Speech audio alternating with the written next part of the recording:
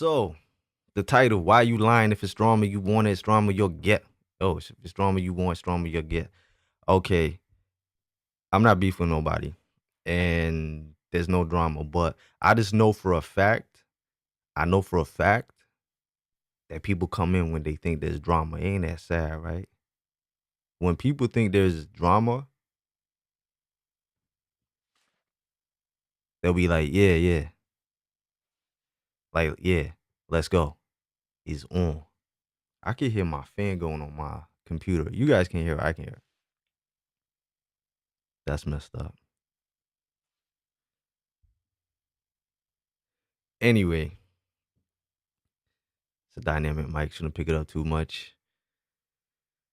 Oh, yeah. So, anyway, so basically, I'm proving some points here. I'm proving some points that we love drama too much, that more people. So, this is an experiment. And in this experiment, I believe that more people are going to come in this live stream than normal. So, normally, we be on like 400 to 500 recently, right? And there might be a special title or whatever title. Between 4 and 500, which is pretty low considering like what 165,000. However, I have a prediction. This is my experiment that there might be more people if they think it's beef. They think it's drama. Y'all bunch of dudes beefing with yourself. Anyway, um, somebody somebody has said something with it. It's like I really rock with Angel. Like I read this on a forum. Somebody's like, I really rock with Angel. He's the only pro black YouTuber I listen to, but I think he's beefing with somebody on the low. I started laughing because I was like, how do you beef with somebody on the low? That's just, if you beef with somebody on the low, that's just you like, ain't that just kind of like you just hating on somebody and not telling anybody? Like, fucking can't stand you. That's just you being upset on your own. Don't you think that? How do you beef on the low? What is beefing on the low? Beefing on the low is just being irritated. I'm irritated with you, but I'm not going to tell you that I'm irritated. I'm not going to tell you that I'm irritated. Anyway, but I decided to switch up this particular live stream. And sometimes a lot of people exactly hating on they beefing on the low. What's beefing on the low? That don't make no sense. Anyway, I'm not beefing with anybody. If somebody has issue with me, that's them on their own, right? That that's them on their own. All right, but I decided to switch it up today. And today I decided to I'm gonna open the lines up and let people come at me, bro. Come at me, bro. Whenever I say this, right? Whenever I say come at me, bro, you know, do what it is that you gotta do, right? Say what you gotta say. If you disagree with me, you hate me, whatever, right? And people are like, oh no, I called in to say like I love you. You're great. And I love that. Like I really appreciate it. Thank you very much. It's mad love. It's thank you for that. But I called like, you know, cause people really what do you mean who hates me? What do you mean? They got a whole forum discussing how to get my channel terminated on 4chan. Like they got a couple hundred people in there going, okay, so if we all report his videos, here's the top videos. Just go for the top videos. And if we get all those red pillars and JQ guys and these ones and MGTOW guys, and we also let them know about them, then we can increase our masses. Increase our masses. You know. So yeah, trust me, it'd be like that. Yeah, he's a racist. He's a racist. He, you know what? I got to do it. I got to do it. Y'all already know. I got to do it. It's true. But I got one thing to say. Hey man, that's racist. Hey man, that's racist. Hey man, that's racist. Why are you repeating? just kept repeating itself. It's like a broken record. It was like I only wanted it to happen once. And it was like, hey man, that's racist. Just kept repeating itself. Like, what's going on? Yeah. So the yeah, that's racist. Oh, I feel like I might go through that 4chan thing. Is it's the most funniest thing. He's so that pro blackness has gone so crazy because people like Angel Ramirez-Jordan are proof that blackness is an infection. That he's so pro black he hates his white side. Like it's not your fault, Angel, that your mother was a dirty white slut who decided to get with a black man and follow the trends. I literally that is a comment. I kid you not. And I was like, my mom's white. Like I was like, my mom's white. And you know there were white Puerto Ricans and white Hispanics. So, but I was like, my mom's white. I mean, her dad is a black man. I didn't know like a black parent and a white parent make a white kid. I don't know. I don't know. She looks biracial to me, but anyway. So literally they say that. Um Hey man, it's me. But okay, so I'm gonna put the number up, right? And ooh, should we do it? We're gonna go early on this one. So here's what it is. You may not agree with me. You may hate me. You may take issue with what I say.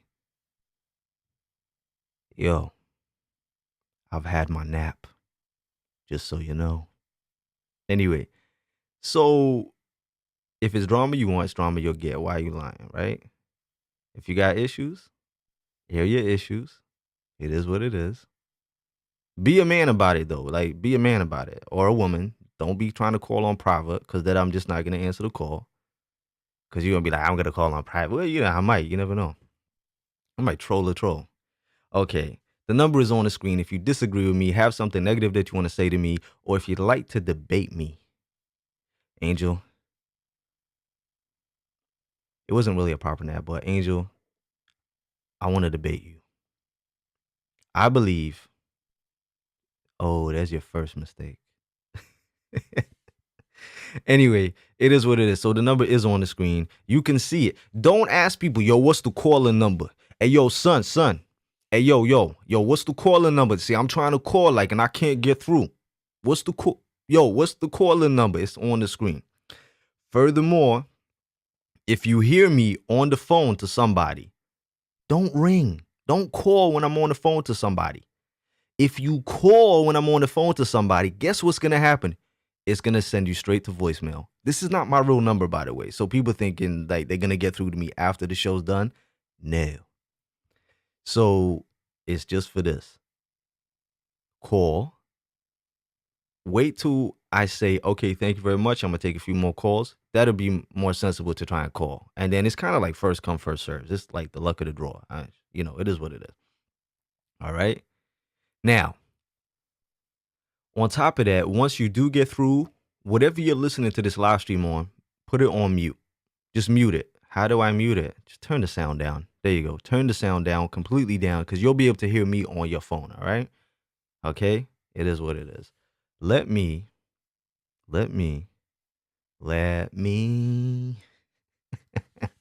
How can you hate me? I really don't understand why people hate me. Like I do. I know why they hate me, but I do, but I just don't get it. It's just like I'm not that serious. Like I clown around so much that I really don't understand what your beef is. What's your beef, son? What's your beef? I'm a lovely individual. Lovely. Okay. Um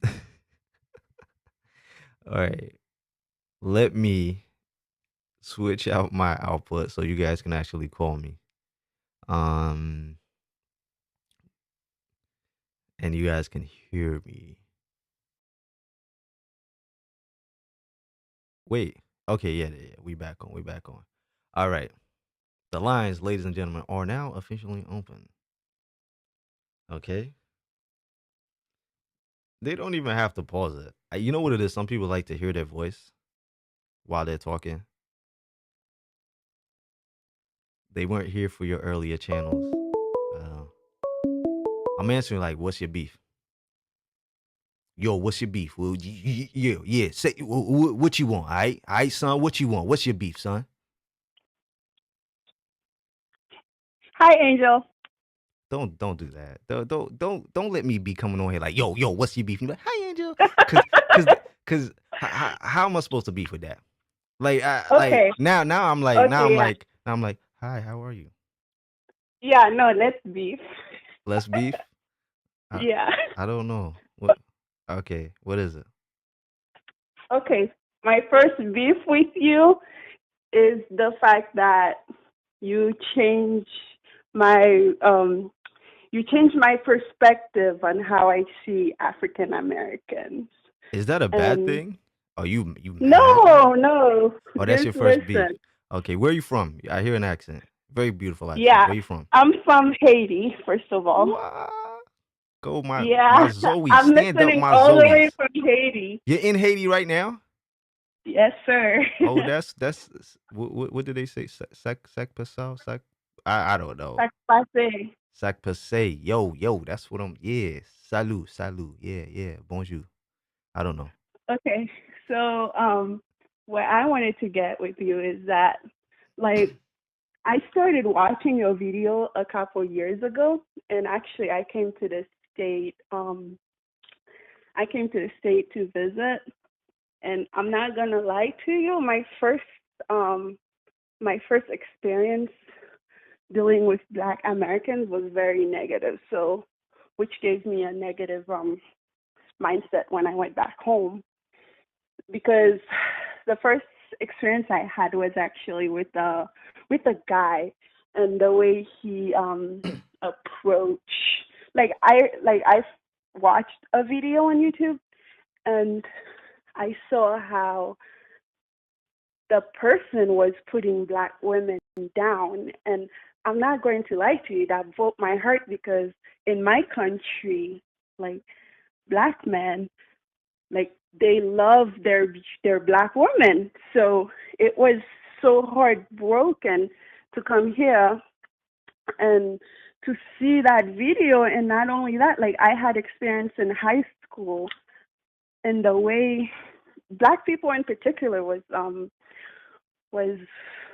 reacting to me. Are you Mm. still there? I'm listening. Yeah. I'm right here. I'm listening. I'm being quiet. Yeah. So I was so angry for a long time because I didn't understand. I'm like, whoa, like, we're supposed to be united. Like, what's all that negativity? And then I asked um I asked my friend, and I said, hey, what is it with all this hate between the Black community? Like, the first time I actually heard a comment, like, one girl said to me, oh, she's pretty because she's brown skin. And I'm like, what's that? Like, I never hear anything like that in my country. Like, any comments like that. And, like, I never heard, like, how so divided. And then I further research about that, because, like, when I came back, like, I was so scared to come back here. You know, I was so scared to come back here because not only I was doing, Where do you when you were in the U.S. Where were you? New York. no, I was living in Rhode Island, actually. Ah, you see, that was your mistake. NYC. Yeah, Haitians, they deep in New York yeah, City. yeah. I was living in a small town in Rhode Island. I just came here after the earthquake that happened in Haiti. Mm-hmm. So I was just so surprised.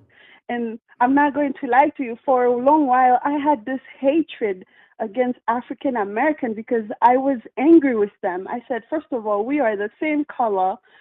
The only difference is that when slavery happened, like, the boat made a different stop. You know, Mm-hmm. it's I had slavery in my country. Like, I was just so confused and so upset with the hate between each other. Mm-hmm.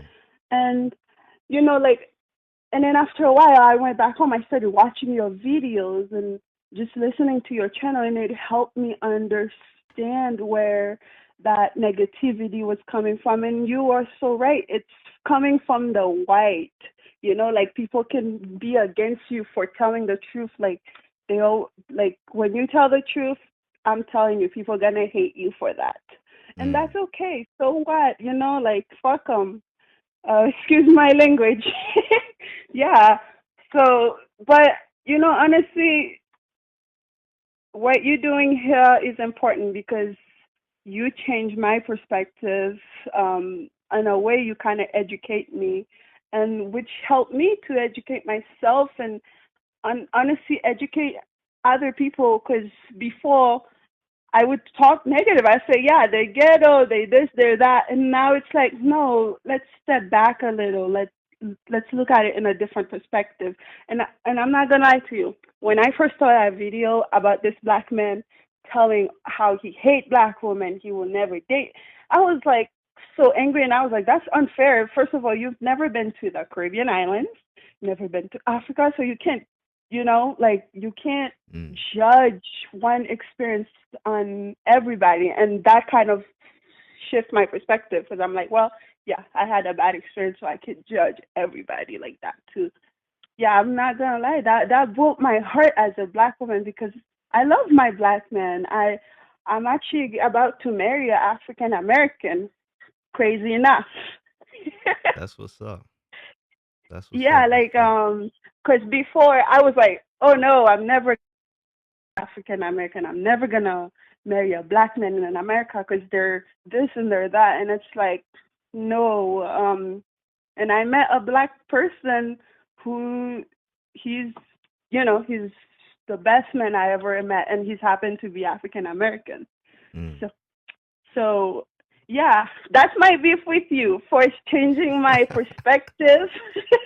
Your beef with me is because I changed your perspective. Now you're getting married. Yes, Getting married. yeah, for for changing my perspective, for changing how I see people, for educating me. And yeah, if people hate you for that, then they can go stuck on it.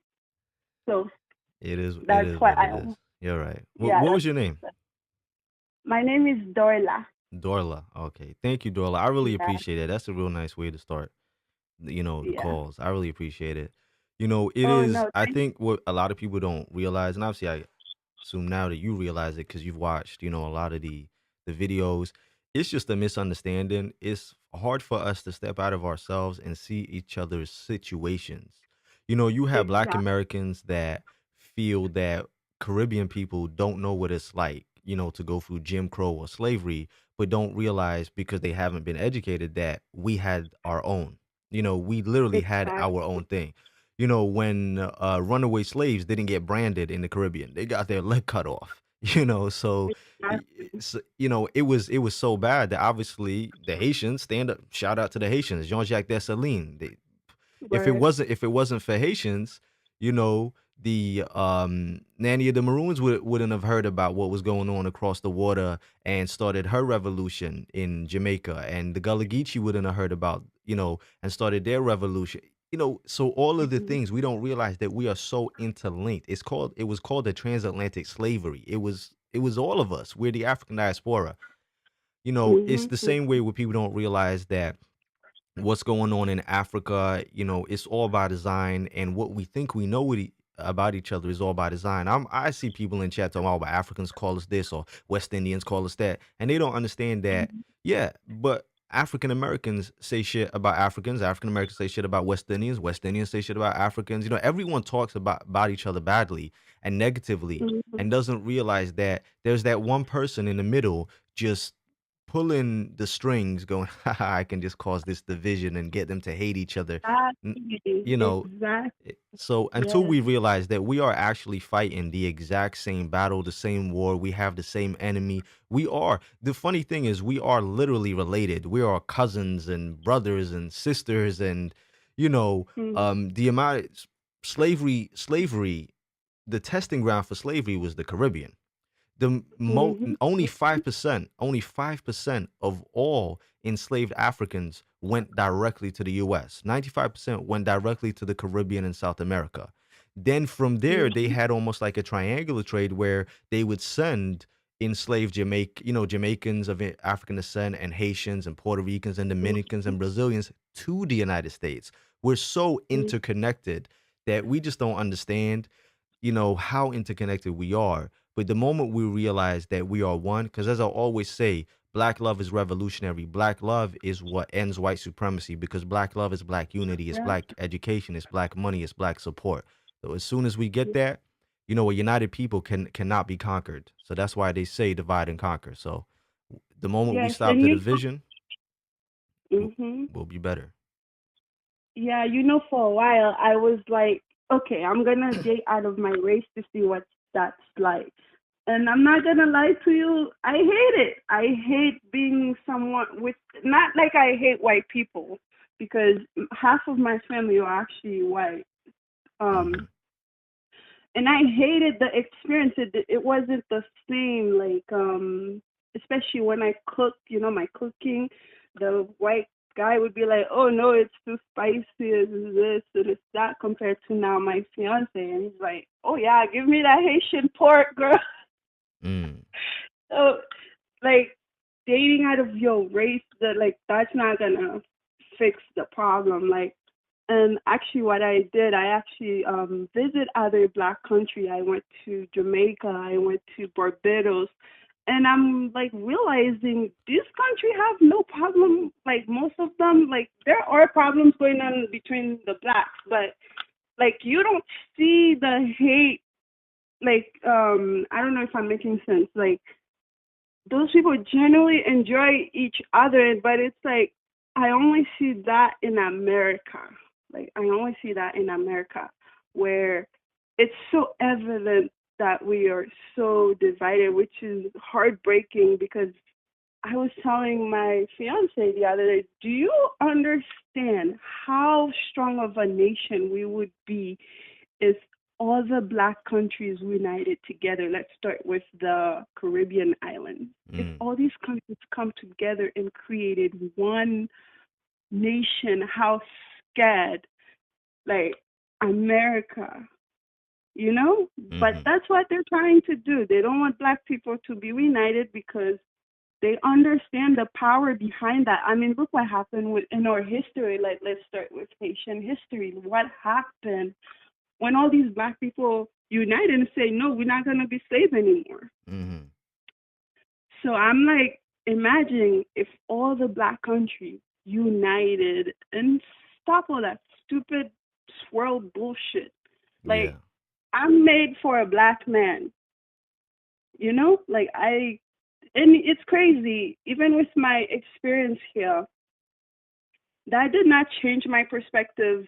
Like, I still wanted to be married to a black man because if we have children, I want to see my kids, they look like him, they look like me. And so it's like, that's what they're trying to stop. They're trying to stop that united. And we are dumb enough to let them do that to us, Mm. you know? You're right. Yeah. So, yeah. So Okay. channels like yours, like, is doing a good job. And it's crazy because I'm all the way here from Haiti and I'm listening to you guys, you know? So Like, you and guys are gonna realizing be that. living in Haiti, or you're gonna be moving back to the United States? Oh no, I am actually I'm an American citizen, but I choose to live in my country Okay. because of my family. So when we get married, I'm gonna have to live here because he's in the military. Okay. So All right. That's yeah, what's up. All right. Thank you, Dorla. I really appreciate your call. I'm gonna take a few more calls now. All right. okay, no problem. All right. So glad to talk to you. Thank you so No much for worries. changing my life. You're welcome. Bye. Have a good weekend. Bye bye. You too. Bye bye. Okay. So I just asked my moderators. I was asking if they could. We're gonna put 5 minutes on the calls because otherwise, you know me. We'll be talking forever. Yo, what's your beef? Oh, is Angel? Huh? Is Angel? I don't know who you calling. Nah, I mean I saw I'm subscribed to YouTube. Everybody hates Angel. I Oh, was wondering if I facts. got the right number. Where you get a number? Where you get this number from, B? YouTube. You, my number's on YouTube. Nah, yeah. Why? I don't know. I was watching the joint. You were talking to a Haitian woman recently. Somebody talking to a Haitian woman and put my number on YouTube? I'm Hey, wilding. yo, Do I got son, the wrong number? they wildin'. Yo, wait. Yo, my number on Fact. YouTube, son? Yeah, facts. Yo, who? Yo, who the nigga that put that up there? Let me know, son, cause yo, give me the drop on him, like, real fast, cause, yo, like, I'm gonna have to handle that, cause, yo, that's a mad violation, B. Nah, you sound like him. I sound like, Nah, you capping. Nah, what's up, or how you doing? I've been watching your videos for a minute, and I'm like a big fan. All I've been right. watching you since I was 19 and shit. Oh, word, that's And what's up. What's your name? my name Lander. Lander, okay. That's what's up. How you doing? I'm good. Um, I just have there's a lot of things that you see I agree with, but Mm-hmm. there's some things I tend to not agree with sometimes. Okay. Like I feel like we sometimes gotta have black people take responsibility sometimes for our actions, and sometimes I feel like sometimes some of your videos, I don't want to say you like a lot of black people sometimes have the victim mindset, if you know what Uh-huh. I mean. You're saying that I don't let black people, I don't make them responsible or accountable for their actions? So yeah, sometimes I Okay. remember you were talking about the Jeffrey Smollett situation, Uh-huh. and you said even if he's even if he's even if he is guilty, I'm still gonna put him. I'm still. You said something like to the action like Even if he's I lying, still then what does then it I still matter? believe Mm-hmm. him. Mm-hmm. Yeah, And you like didn't things like like that. that. But he's wrong. That's not I don't Okay. like Can it, I but he's can I wrong. explain mm, the method to my madness? Nah, can you explain that? Yeah, can I explain it? Yeah, yeah. I'm Okay, sorry. all right. So my whole thing is this: when somebody is wrong, they're clearly wrong, right? Because Right. if, like, for example, there's that dude that allegedly killed that the black woman, recently, Yeah, right? And of I course, seen that. She was like, okay, right. And of course, I'm like, yeah, that's disgusting, blah blah blah. With the Jussie Smollett situation, I looked at it like this. There were so many times that white people lie on black people and they get away with it and nothing happens. And even sometimes when they find out, nothing happens. We can look even at the Emmett Till situation, and that was major. That was major because um he was killed. The white woman came clean. She said, "Look, I lied. I made it all up." There's the one with the his name escapes me right now, the little boy. Someone will put it in the chat, and someone will turn around and basically you know, he got killed. He got killed and accused of raping and killing some little girls. His name is totally escapes me. So my whole thing was this. So many times this happens to us and nobody cares. So in this instance, I don't care because there was no actual victim either, right? that's good. There was no victim, right? He never actually gave like some crazy description. It was this, it was that. It was so ambiguous. They weren't, yeah, it was George Stinney. Thank you, Moni J. It was so ambiguous. No one was going to get arrested. Most of the time when they do it to black people, they will turn around and they'll point at you, bruh. They'll say it was you. They'll say it was you and you will get and they lied about you and no one cares and then it's like, oh, okay, well, they lied or this happened, right? Right. Even if not, even now we don't even know if he truly lied. People feel that he lied, people feel he made it up, he's denying it, whatever. Maybe he did, maybe he didn't. But the way I look at it is this: they've done us so dirty that I just don't care. Like there's no actual victim. It was almost like a victimless crime or a victimless lie. You get what I'm trying to say? Yeah, that's And fact. I I feel felt you. and I felt like the other reason behind it, remember, I made that video before any so-called truth came out, right?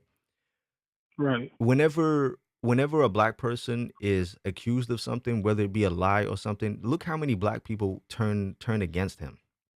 Like people just shut him down. People were like, we don't care. He's guilty. He lying. He lying. He lying. He lying. And they were ready to throw him under the bus. And I said, I'm not going to be that person that throws black people under the bus. I need to see all the evidence. And until I see all the evidence, I said, hey, yo, I seen that shit.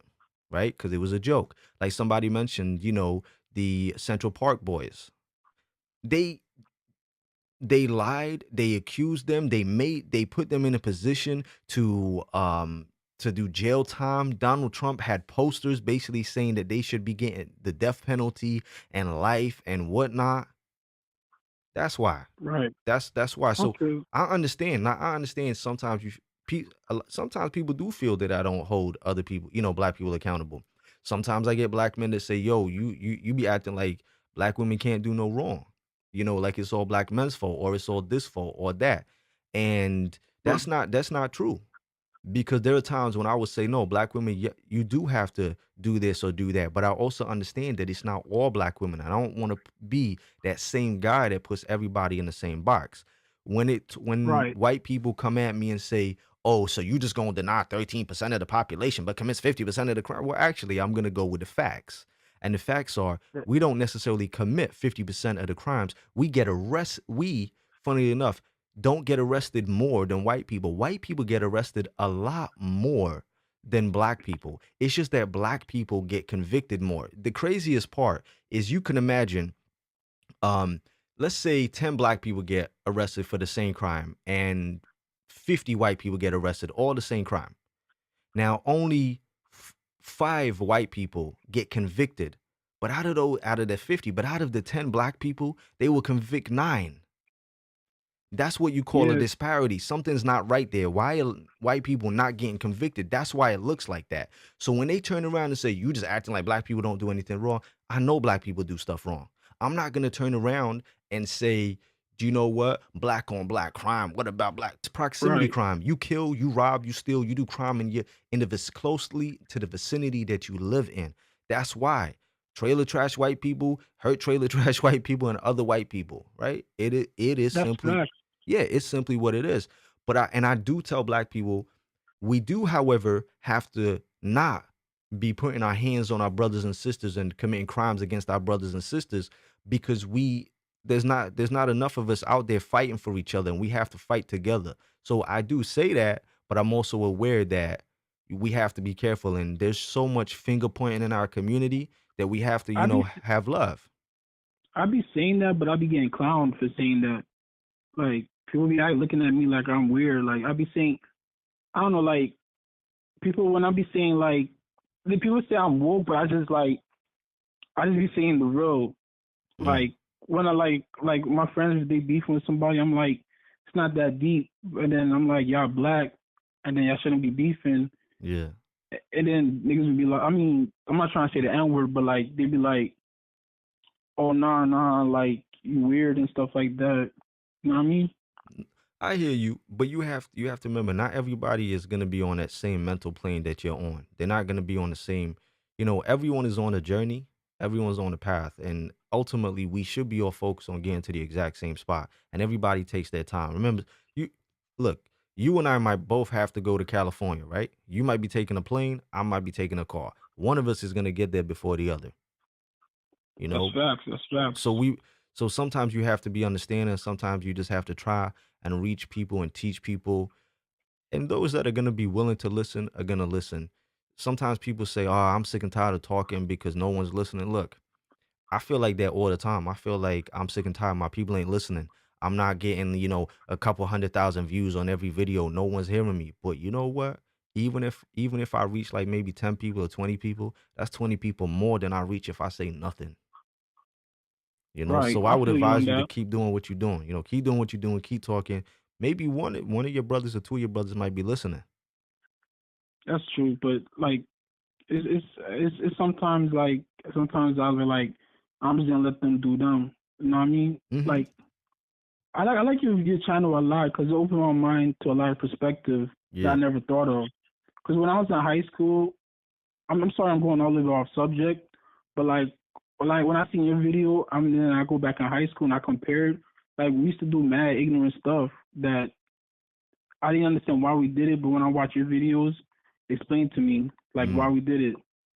right. You know what I mean? Like when I was like colorist, like when you talk about colorist things and stuff like that, Hmm. it was like it's so present in high school that I don't know. You have you ever like been to like a school like in the hood? Yeah, I'm from Brooklyn. I went to my high school. I went to Thomas Jefferson High. I don't know where Okay, you I'm from from. Brooklyn So, oh, too. you from Brook? So you know the school then on Pennsylvania Ave. Yeah, Yeah. but I moved to Philly when I was in middle school. Oh, okay. That's what's So up. yeah, so I'm like a lot of people when they see the white John, the white girl or the Spanish John, everybody be on their dick. You know what I mean? Right. Like everybody be like, oh, this, that, and the third. But there'll be like a John that's good, but we all push them aside and stuff like that. And I remember back in the days when I was younger, I used to be like, nah, I only like light skinned girls and things like that. But then I'm looking back at it, I'm like, that's mad ignorant. Like we all black. You know what I mean? Right. I get you. You heard me? Yeah. I hear you. I just opened the window. I'm at hot. But yeah, listen. No, I understand. I know what that is, and that comes from people not, realizing that they are being manipulated, but as well. But my moderator is telling me I'm 10 minutes over. Like I've gone over because I'm trying to keep the calls 5 minutes. So I appreciate your Oh, call. I'm sorry. All No, right. no, no. It's not Thank even you. your fault. It's my fault. Trust me, it's my fault. All right. Don't worry about it. All right. All right. Cool. Thanks for the call. All right. Peace. All right, bro. Adrian, if you could start the timer when I stop clowning. So if I clown them and take a minute of their time, then start it after I stop. Hello? Angel? Huh? Is this Angel? What did you do that I told you not to do? I'm sorry. What are you doing right now then? And I told you not to do it. You can hear it, can't you? You can hear what I told you not to do, can't you? So should I turn down my TV? Yeah. Yes. Do you have me playing I'm on your sorry. TV? I'm so sorry. We're Okay, gonna is that better? I don't know. It depends. Did you mute me? If you muted me, then we don't have no feedback. No, I didn't mute you. Okay. No, you need to mute wherever you have me playing on in the background. You need to turn that down or mute it. Okay. Otherwise, we get a lot of feedback. Okay. Is that better? If you turned it down, then it's perfect. Yeah, I turned it down. Excellent. What's your name? Oh man, my name is Amina. I'm calling from Sacramento, California. Okay. That's what's up. Man, I'm so thankful for everything that you're doing. It's so positive. I'm so happy I finally found people that think like me. My beef is I feel like our culture is being stolen. Our Mm-hmm. culture is being stolen.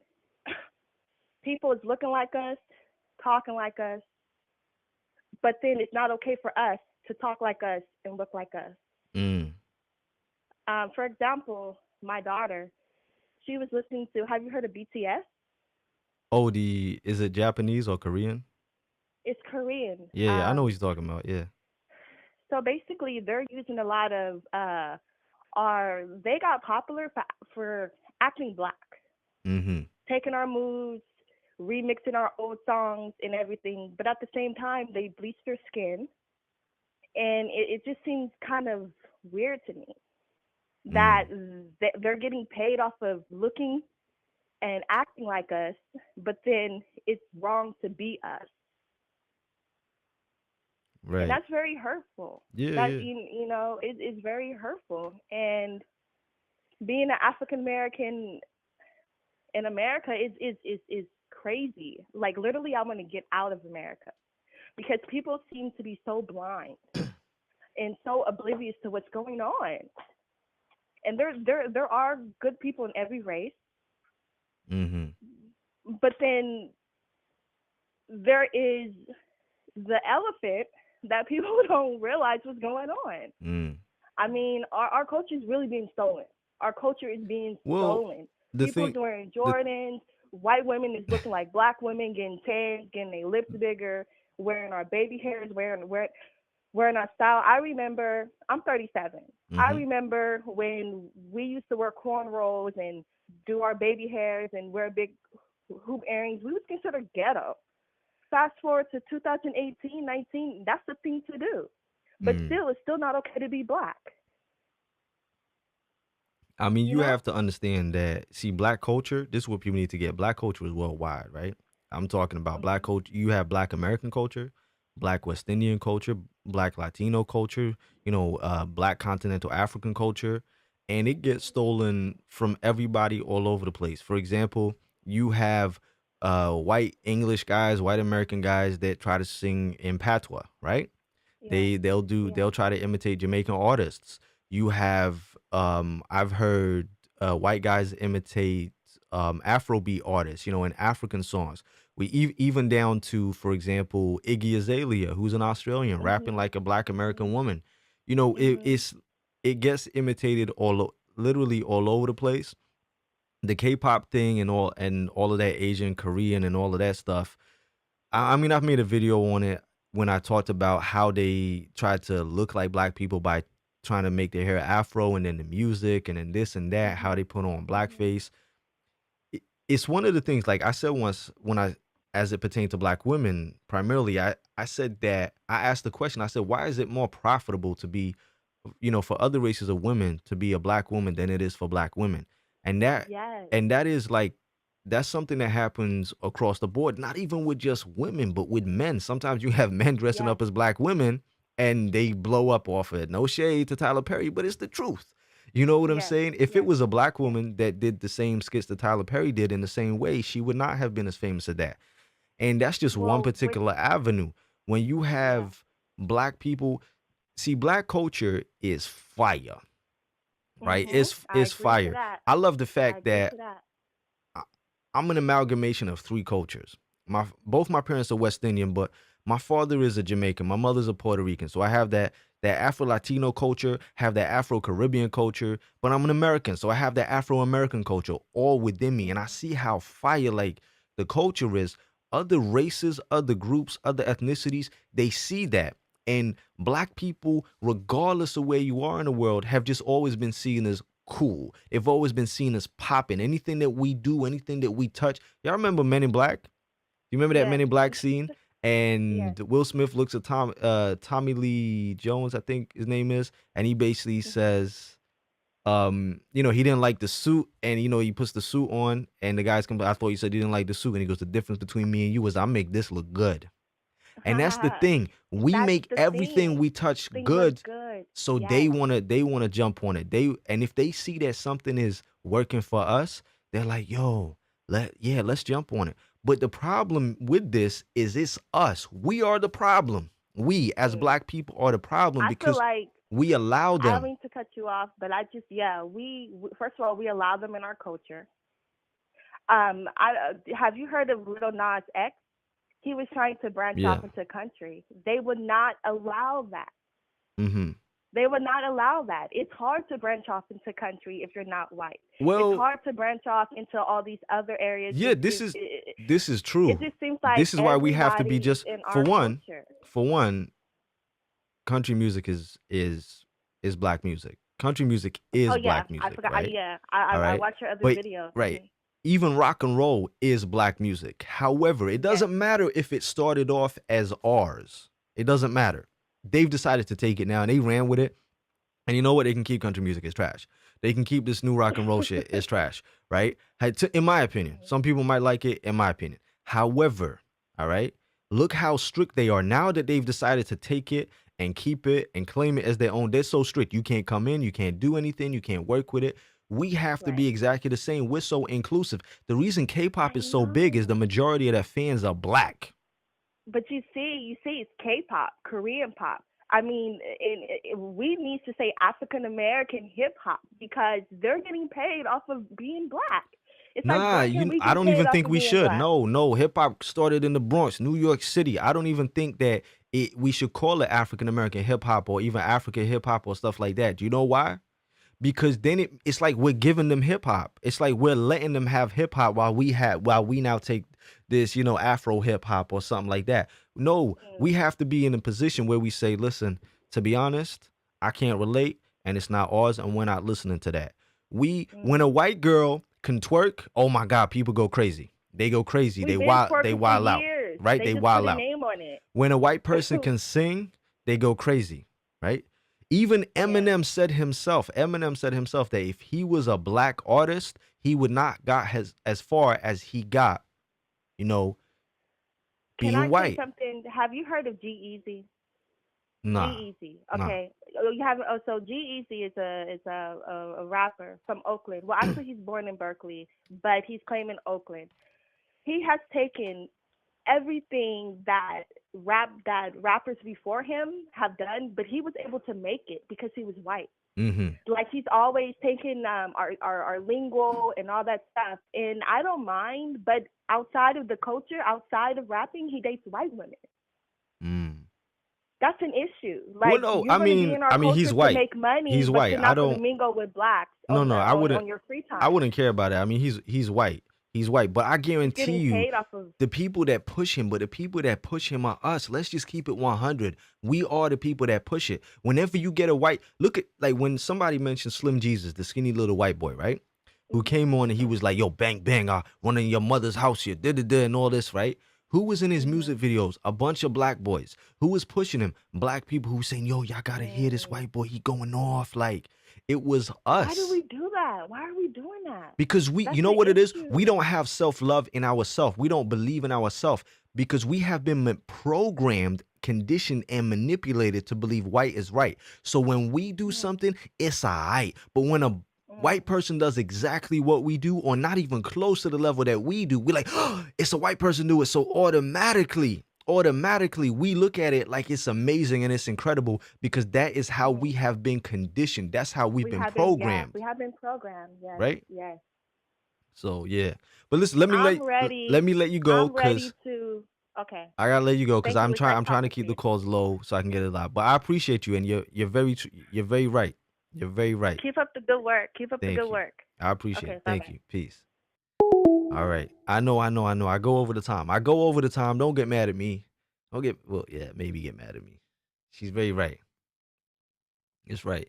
Nah, of course they're gonna listen. Yeah, they're gonna listen. They're gonna imitate. It's gonna happen. However, it's down to us. Yo, Hello? hello. Hi. My name is Rochelle, and I'm calling from Canada. Hi, Rochelle. Um, this is Angel, right? Yes. I don't have any beef with you. All I wanted to do was, I made a comment in early June, and I just wanted to apologize for it. It was disrespectful. What was your comment in early June, Rochelle? Man, it was you lost the phenotype lottery. Oh, you said I lost the phenotype lottery. Yeah. Okay. And what happened when you said that? Well, you called it out. Oh, I called it out? Okay. What did I Yeah. say? I don't remember. Things happen all the time, so I don't remember. But That's go it. on. You called it out. You called it disrespectful. Okay. Did you mean it in a disrespectful way? Well, I thought I was being funny, and I was wrong. Oh, Very. right. Okay. So it was a joke, but it was just a not very tasteful. Okay. Well, Yeah. and you said you apologized, yeah? Yeah. Okay. Well, I accept your apology. You know, it is what it Thank is. you. No worry about it. It's fine. Yeah.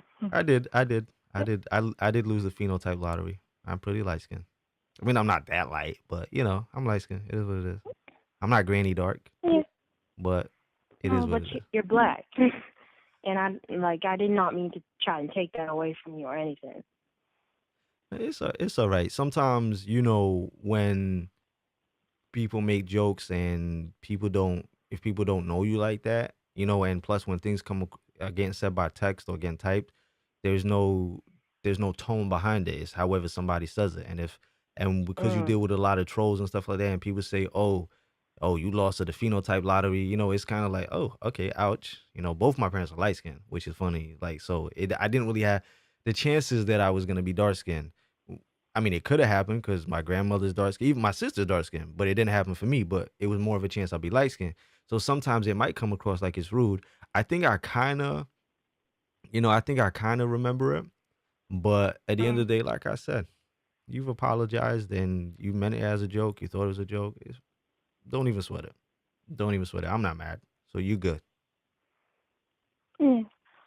I've heard worse. Trust me, I've been called worse, Yeah. and I probably was I don't having a have bad any day. beef with you though. Are you sure? I really do love you, yeah. Okay. But like my beef personally is just frustrated in Canada because I don't see the same vigor that's I sometimes see in I often see in other areas. Like I live in a predominantly white area, so I don't see like my people like realizing what's happening. Like I saw someone just get I get it was such a so there's this remark that this other person said and it's like how could you just let that slide, you know? Mm. Yeah. Well, you have to. Some of us, you know what? Again, it's conditioning. We've been conditioned to believe that this is acceptable. There's so many black people that if a white person called you the N word, we'd be like, well, you know what happens. Kind of gotta get over it. There was some situations when if we get stopped by the police, we will even black people will turn around and say, "Yeah, you probably should have complied. You should have done that." We've been conditioned to just accept it now. So that's why a lot of our people we just take it. We don't even look at it as oppression and subjugation. We look at it as normal behavior now. We look at it as it's just a part of life, and that's such a sad thing, Mm. you Mm. know. Like my mom, she went to surgery a few months ago, and she had the asinine idea to go into surgery alone. And even when I was there, they just like she came out of surgery with her lip so busted for no reason, like, and she thought it was okay to go alone. Like I don't know, but yeah, thank you. I'll let you go. No worries. All right, thank you, Rochelle, and I hope you have a good weekend. All right, Yeah, thanks. Bye. bye bye. Yeah, yeah, it's all good. It's all good. It's no worries. So yeah, hello. Hey, Angel, this is Darren. How you doing? Did you say Darren?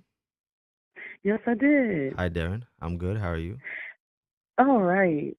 Brooklyn all day, Crown Heights. That's what's Angel, up. I love your show. I Thank love you. your platform. Thank you. I was just wondering, when are you planning on organizing or taking a trip to the motherland? I Do you know know you're. what? I posted it on my community tab about, I posted about it in like maybe February that I was planning to go to Mhm. Tanzania, right? So, Mhm. it's East Africa, but it's kind of like southern part, but it's East Africa. And the plan was to go in July. I didn't end up going because of Mhm. financial reasons. It was gonna end up being really expensive for what I wanted to do. Wanted to go see everything, the whole safari, travel Mhm. around, go into Zanzibar, yeah, Dar es Salaam, this, that, all of these places. So I've put it on hold till next year. And when I do go next year, I mean, I've been to the motherland before. I've been Well, before, you but I don't mean, talk about that, so I assumed right. you have never been. Oh no, I've been, but I mean, like next year, it'll be a big thing because I'm gonna do something quite big, and you guys will find out Mm. about it when I do it. So hold it. It'll be in July. It'll definitely be in July, and it'll be what I do will be real big. But no, I've been to Africa before. I've been to the Democratic Republic of Congo. I've been to South Africa about 2 times. Oh, Johannesburg, okay. Soweto. So and I've been to Tunisia. And so those are the places I've been to in Africa. But How about Ghana? Have you thought about going to Ghana? oh, yeah, definitely. I mean, I'm Ghanaian. The majority of my ancestry, like out of my ancestry, 38% of it is Ghanaian. So definitely, definitely, it's all it's a must. It's in the works. I'm Ashanti, so I have to go. Sadly, money it's not cheap to travel. It's not I cheap. know, I know. I'm not I'm All not even like I'm not one of those YouTubers that make a stack of money off of YouTube. If anyone has then ever watched my videos when I show you guys my analytics, they barely ever give me any money for videos, like for ads and all that. mhm, So it mhm. always has to be based on my meager teacher salary. So I have to save up like Okay. everybody else. You only got 5 minutes, and that includes what I got to say, so you got to hold on. No, So we I we can wanted let to you go know, past it a little bit. Don't worry. If I overtalk, it's all right. your moderators are going to get on you, but you can also talk once we get off. But I wanted to know, how do you feel about um, quote unquote conscious or Pan African um, ness moving back to the motherland? I'm for it. How do you feel about it? I'm for it. I'm with it. I believe in it. That's the whole purpose. It doesn't make sense. It's like going to Sing Sing, doing a bit up north, coming out of jail and saying, I'm gonna stay in Sing Sing. It Mm-mm. doesn't make any type of sense. We are not from here. I don't care what anybody says. We're not, our ancestors are not from here. You know, I think to myself that imagine our ancestors when they ran away and they were running away from subjugation and oppression and murder and death. They wanted to go home and they were like, how the hell do I get home? Right? But they wanted to get home. Mm. Now that slavery is allegedly over, and we're all free apparently, but yet we still stay in the land that our oppressor has kidnapped from other people and told us this is our land now. I feel like my ancestors will be looking at us and saying, you Shaking guys their have head. the freedom to go home, to go back to the motherland where you're originally from, your ancestors are from, and you stay. Like y'all love your oppressor that much. So I'm So I'm what is definitely with it. so what is your thoughts on, because my eldest daughter, her father's Ghanaian, and Hmm. mm, I don't want to call him a coon, but he is, or was, I would say was, because we had a discussion recently and I found that he is kind of seeing that it's not all um, rose petals. So, what would you say to those who are on the continent or who are in the diaspora, not in the States, who are hell bent on coming to the States, who think that um, we that are here in the States are not making the most or the best Mm. of the situation? What would you say to those folks? We have to look at it from like two perspectives. We have to understand that when we live in a particular environment, we don't, and people don't. Anywhere you go in the world, people don't do what other people do. It's like, for example, Correct. Mhm. you're from Crown Heights, right? So we're I'm from Crown Heights all day, baby. like we're both I went from. to Satellite East High School, junior high school. Then I went to MLK. Then I went to BMCC. So I'm Brooklyn But all my day. point, my point is this, right? I'm from Brooklyn. I'm Brooklyn. So my point is this: it's like when people not from Brooklyn go to Brooklyn, they go to see places that we probably haven't even seen, that we don't, Uh, take advantage of because we live here. We here, so we don't even do it, right? It's like, for example, um, when I when I go on vacation, if I've been on vacation and people that live there go, oh no, sometimes the people that live in that place have never been to the place that I've been to. They say, mhm, damn, I ain't never been there because you live there. You get complacent, right? You see it mhm, every single day.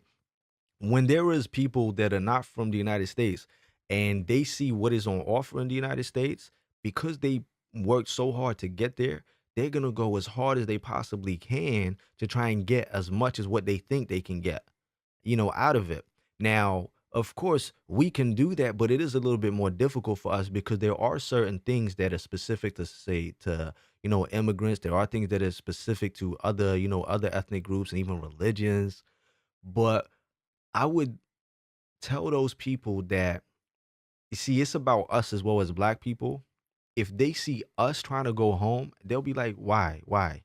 But I tell mm, I tell African people on the continent all the time, don't you see what is there in Africa? And they admit it. They say, yeah, Africa's amazing. It's the root of everything. It's the center of the universe. And I say, look, white people and Asian people are there because they tell us not to go there, mhm. but they're in there In heavy. droves. But the problem Mhm, with that is they'll say, yeah, but we're poor. They've already came into this place with a little bit of money, and it might not be a lot to them, but it's more than what we had.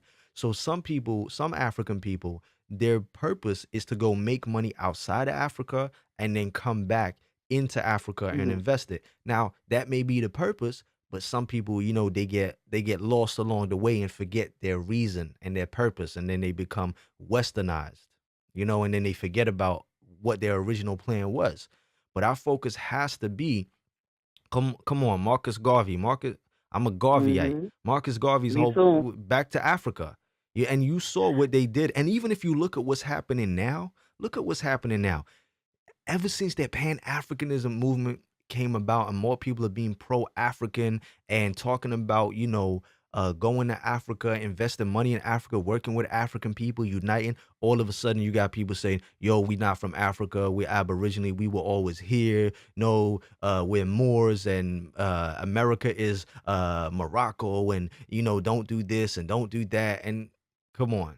They did the same thing during Garvey's movement to stop him from going home. They don't want us to go home because they know what we can be. So once we understand, they know better than us our power.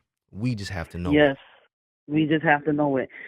So, you know what is a lot of places in New York I've traveled to, I've been to because um, I just my mom was a school teacher. She taught English in public school.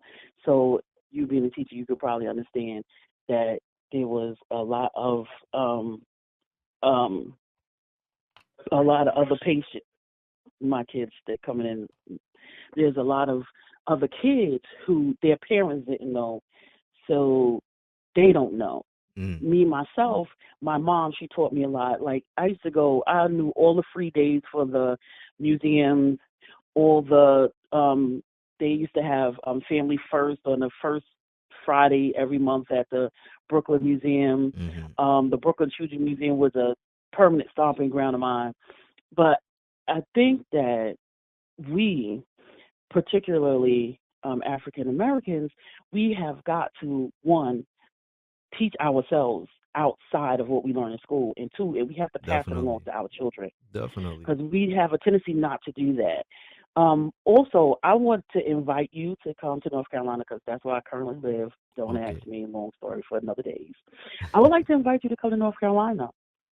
And the reason why I would like to invite you to come to North Carolina, because we have a town in North Carolina, is Kinston. It's like Kingston, Jamaica, without the G. Okay. Kinston. And Kinston is it so reminds me of if like Haiti or Jamaica, or it's like everybody is really close knit. Everybody knows each other.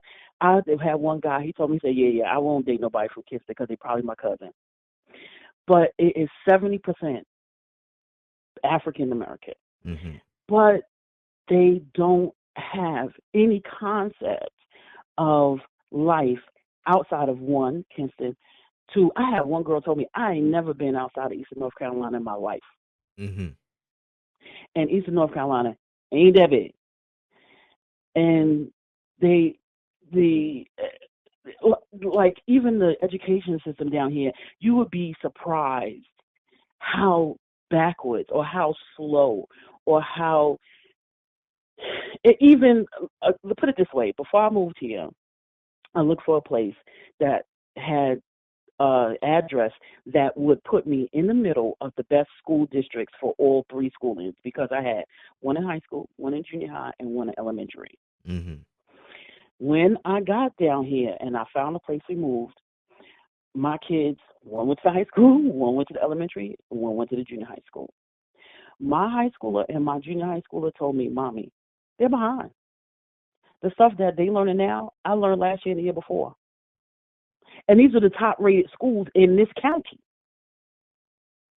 And not only that, they were majority non black. hmm So the schooling down here is so much different. And if you think the schooling in New York is antiquated, the schooling down here is they antiquated. And it, it's it's sad. If the schooling in the best um, district, the best area, is behind what I wouldn't say the worst school in New York because my kids didn't go to the worst schools in New York because I made sure of that, but they're behind. hmm Can you imagine what the other schools, how they are, what they're teaching, what they're learning, how they're not progressing? Can you just imagine? hmm So it's nationwide. What we're dealing with as far as African Americans is it as far as people in the United States. Period. It is not the land of milk and honey as we assumed it would be. Mm-hmm. And when I talk to some of my coworkers, I can't. If I tell you some of the stories, Angel, but you have no time. But I'm extending the invitation. I will find a venue. Whatever the topic you want to cover, fine with me.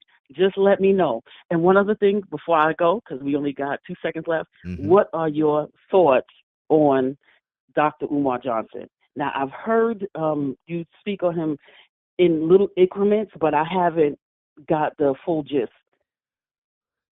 All right, I'll keep it real short. He speaks a lot of truth, but he's very egotistical and very conceited. And there's no room for Oh, that. I agree with you on that one. And there's no room for that in leadership. Leadership is also about being humble. Well, I will say this. I agree with you. He is kind of egotistical, but I have been to quite a few of his speeches and spoken with him on a one-to-one basis. I think one of the things that I will say as somebody who has, as a parent, as a mom, as a supervisor, you have to lead. And I'm not saying this is a rationale and excuse, but I kind of get it. You have to stick to your guns on certain issues or certain things because you'll always have that pushback, and it makes the job that you're trying to do harder. Mm-hmm. But I do understand where you're coming from, but I to a large degree, I understand where he's coming from.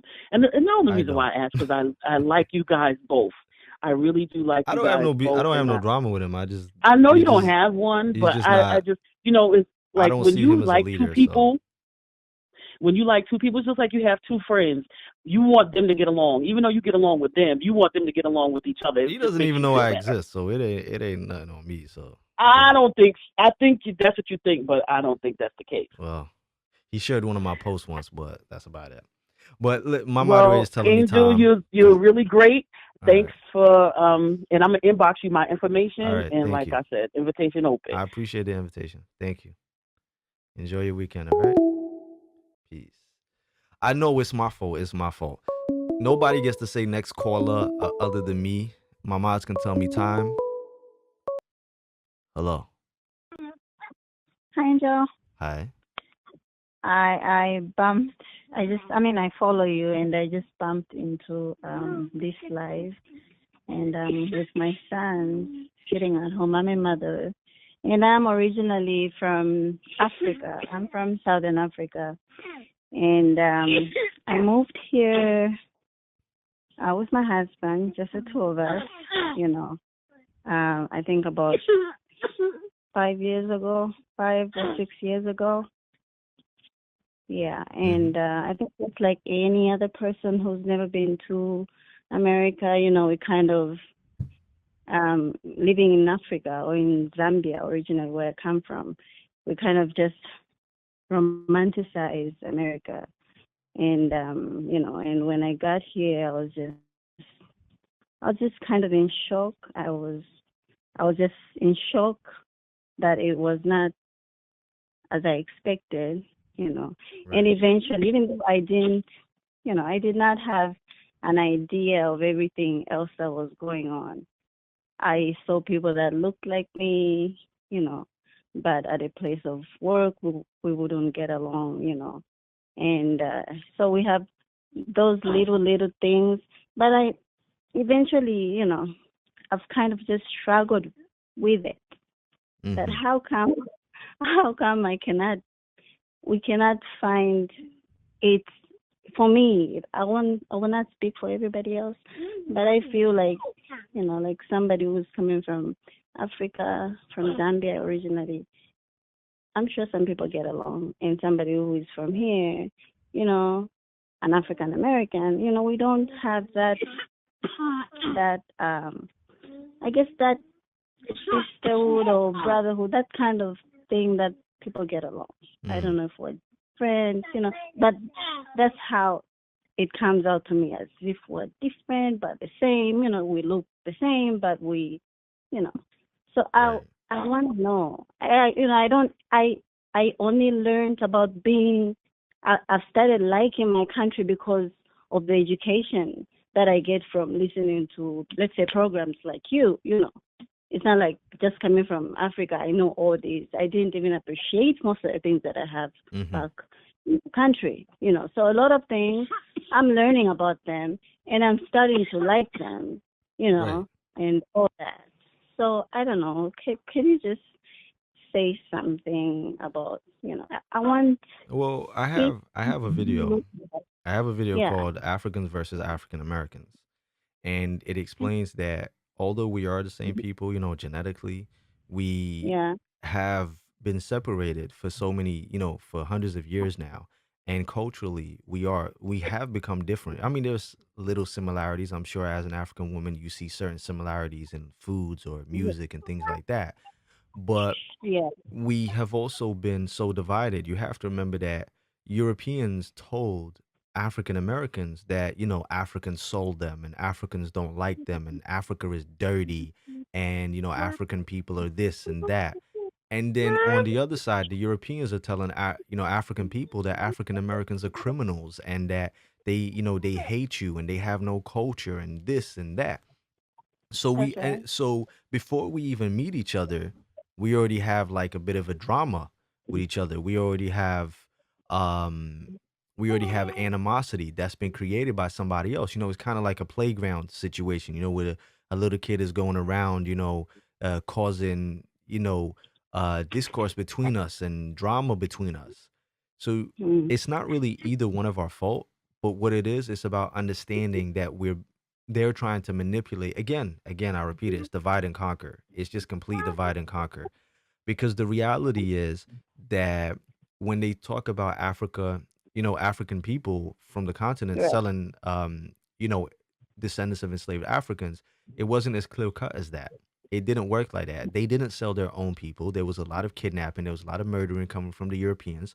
There was a lot of situations where African people felt they had no choice but to comply. Yes, there were tribes that did sell, but it wasn't to the level that they said it was.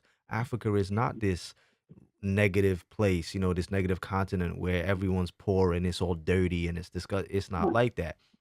course not. African people generally wouldn't have a reason to have any type of ill will towards African Americans or Jamaicans or whatever. The same way, Jamaicans are not all drug dealers and weed smokers, and African Americans are not all criminals. And we were separated from you guys for so long Yeah. that we made our own culture, and our culture is a mix of what our ancestors had, as well as you know, um, what the Europeans basically had there when they were on either the islands or or in the United States. We basically mixed it up. So Right. we've differed slightly, but we are still the same. We are still the same people, but we need to understand that this is just people, them pitting us against each other. And that's it. And there are a lot of Black Americans that love Africans, and they want to reconnect with Africa. They want to embrace their African spirituality, African history, the African culture. Right. There's so many of that, and it's the same way. So I think it's just kind of about understanding that it's not really their fault. So when you see some African Americans or Afro Caribbeans being xenophobic towards you as an African person, you need to understand that this is that's how they've been conditioned, how we've been conditioned, how we've been manipulated, and Mhm. we don't realize that we're just parroting what they want us to say. I think her son might have hung up on her. But you guys get what I'm saying. I do have that video in there, so if she wants to check out the video.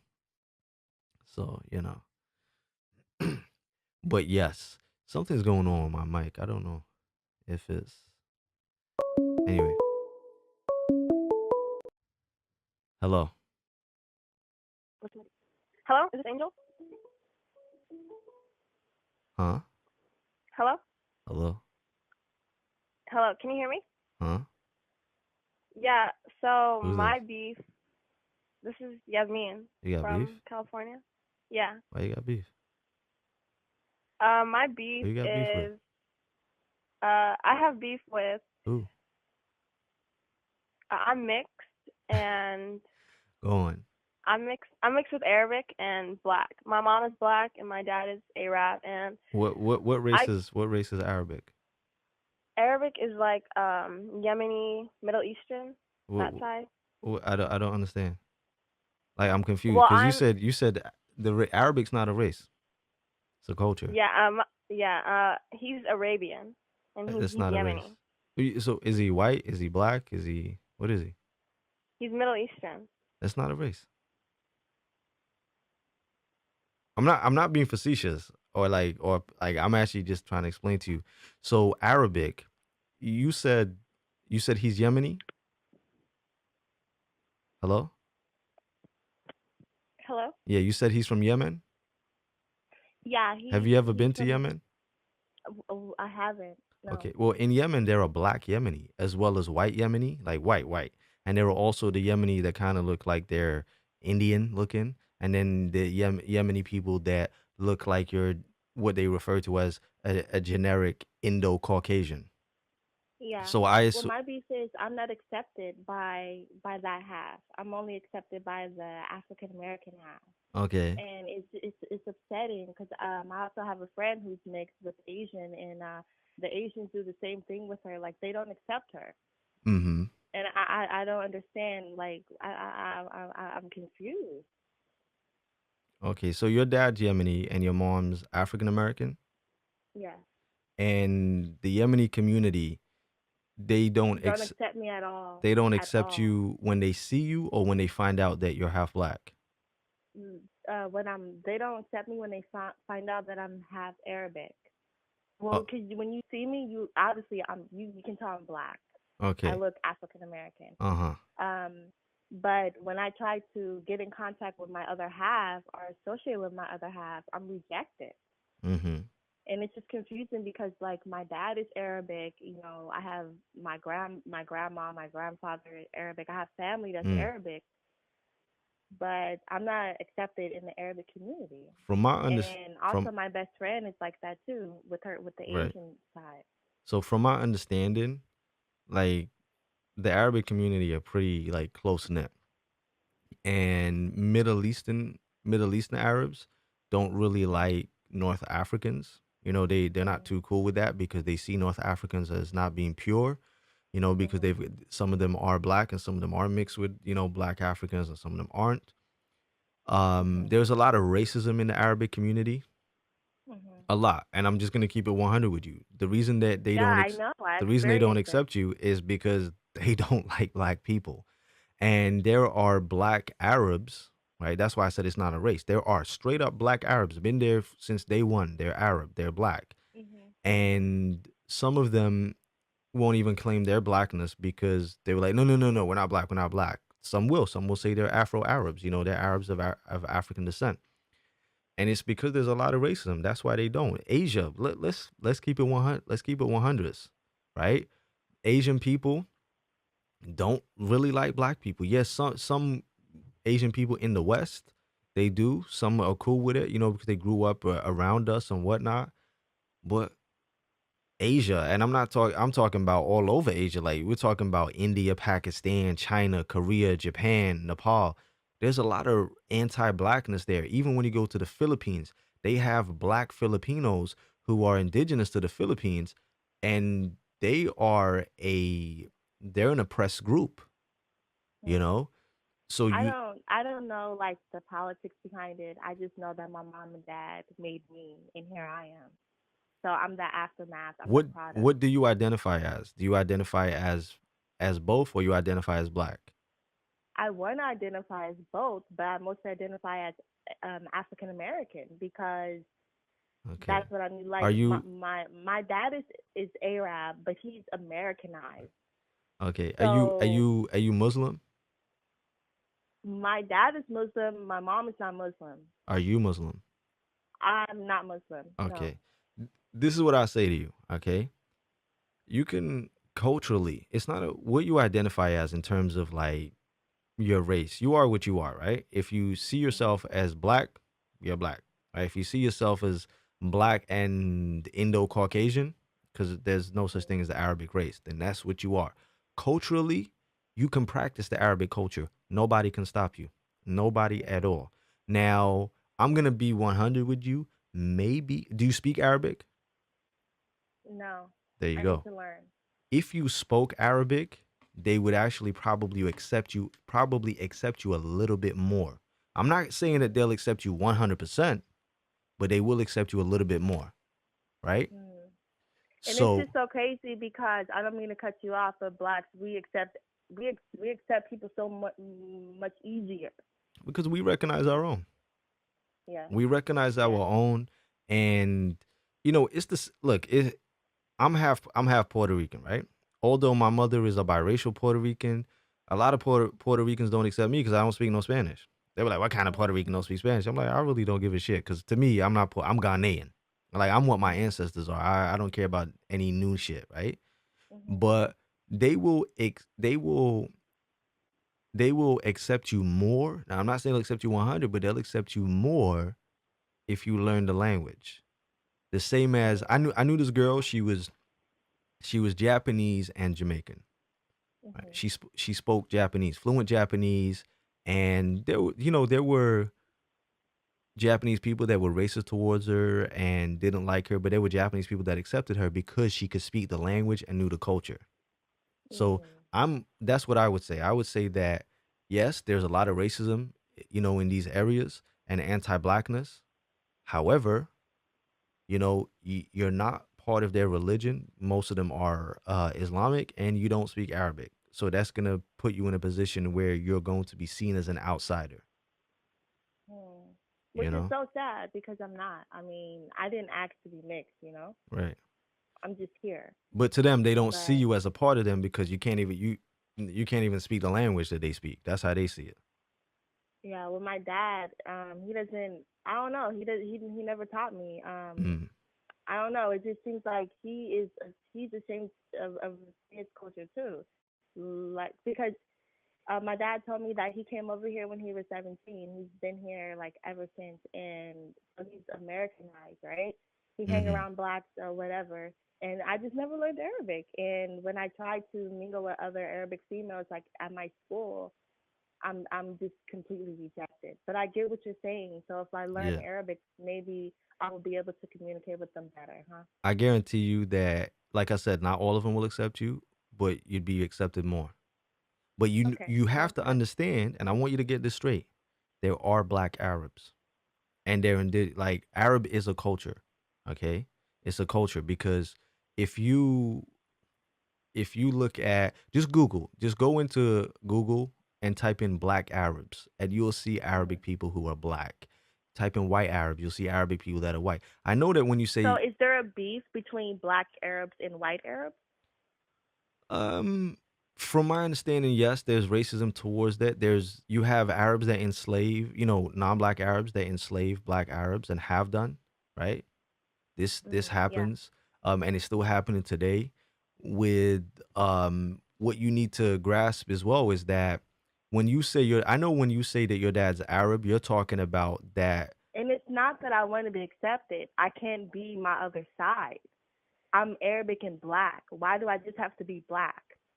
Do you understand? It's like I cannot connect with my with other Arabics. It's not that because I'm reading the comments.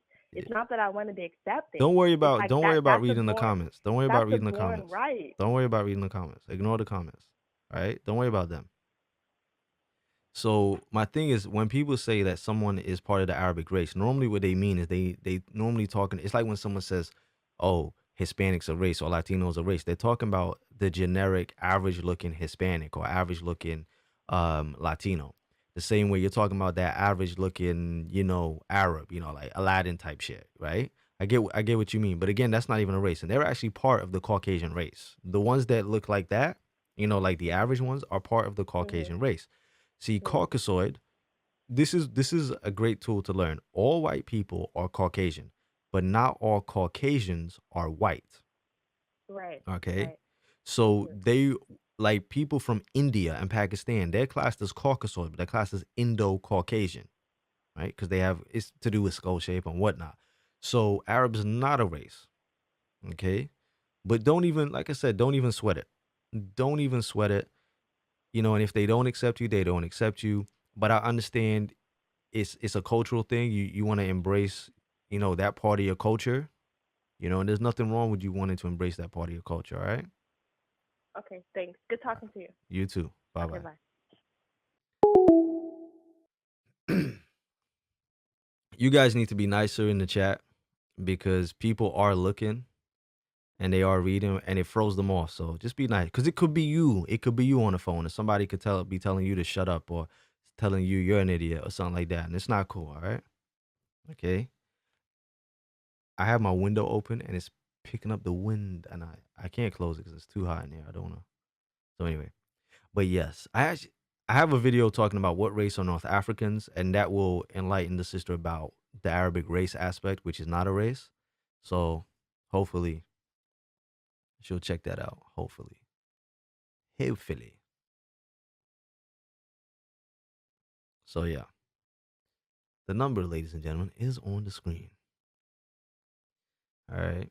What is your beef? Like, what's your beef? I know some people missed it out.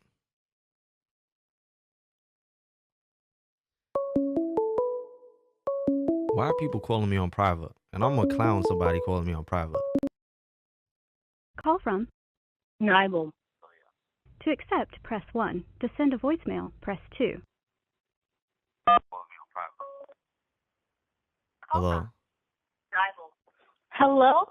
Hi. Is this Angel? Why you calling me with help? You calling me on why? And you got the in the background. You got it on and everything. Oh, I'm sorry. You need to turn off the mute the sound in the background, Okay. please. Wait, is it gone now? I don't know. I can still hear it. Mute it. Mute it. Mute it. Mute it. You don't need to hear it in the background. You can hear me. You're listening to me and you can talk to me. See, it's amazing. Okay. Have you muted it? It sounds like it's gone. All right. Only you will know. Okay. And you see, only you will know. I don't know. All right. You call me on private. Why you calling me on private? You think I'm gonna like call you afterwards and be like, yo?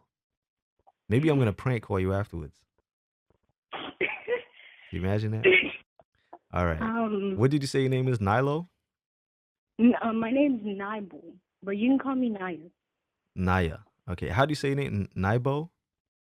Nibel, and it's spelled Nybol. Oh, Nibal. Okay. All right. Are you Sudanese? No, Nibel. Nibal. Yes. All right. Are you Sudanese? Yes. All right. You knew because of my name? Yeah. I did. Nilotic. Yeah, I know. I know. Yeah, so how you doing? I'm doing good. How are you? I'm not bad, thank you very much. But like I've been watching your videos for like a long time.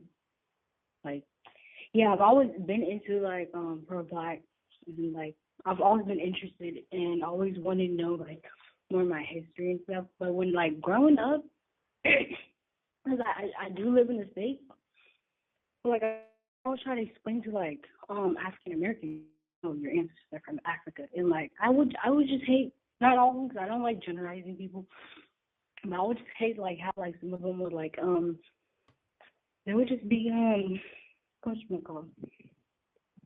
Like they would just be like, oh, are you do you speak African? Like, well, that makes no sense because Africa is a continent. Like, Listen, I heard people ask if I speak American.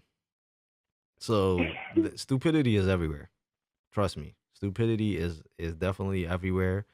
You know, I've even heard, you know, white Americans say to people speaking a foreign language, "Speak American, speak American," and I'm just like, you speak English. It's a British language, but go ahead. Yeah, so stupidity is everywhere. Trust me. but yeah, like they would just be like, are you from Africa? Like, That kind of makes no sense. Like I said, it's a continent. It And is a like I'll it try is to a explain. continent, but with you have to remember that it's a big place. They don't know exactly what part of Africa you're from. So if they say, "Are you from Africa?" You can say, "Yeah," but then you can elaborate. You can say, "Yeah, I'm from South Sudan in Africa." It's Yeah, I try to explain to them and stuff. And like even though not me, but I am East African, but like some people think Ethiopians and Somalians are mixed because they are by country kind of. mm-hmm. I don't know though. Like my mom said they're part. Some of them are part Arab, but my mom does have a little bit Mm. Arab blood in her. Yeah. Well, But I like mean, there's East Africa has another it has a complicated history. Like East Africa, there are people in East Africa that have some Italian blood. Some people have British blood. Some do have Arabic blood. Some of them have some North African DNA. Is East Africa. Furthermore, East Africa is the start. That was the cradle of civilization that happened in East Africa, and so it's a vast history. So there are some. And there are some, like some people say, Somali, people that are Somali. Some Somali people are mixed with different things, and some of them are. I've seen Somali people that look like, again, like your generic, what is Somali, and some people think that, and I've seen some Somali people that look more Ethiopian or more Kenyan.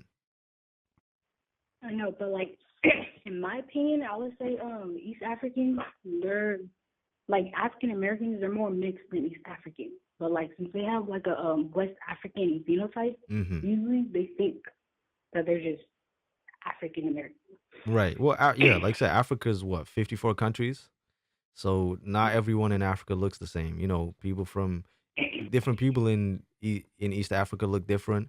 People in South Africa look different.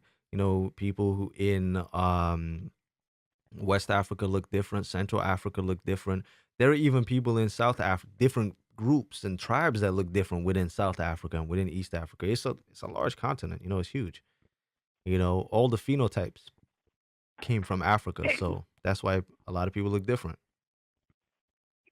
Okay, so I don't have beef with anyone, but I just don't like how African guys they can be colorist too, but African American guys, in my experience, are just so colorist.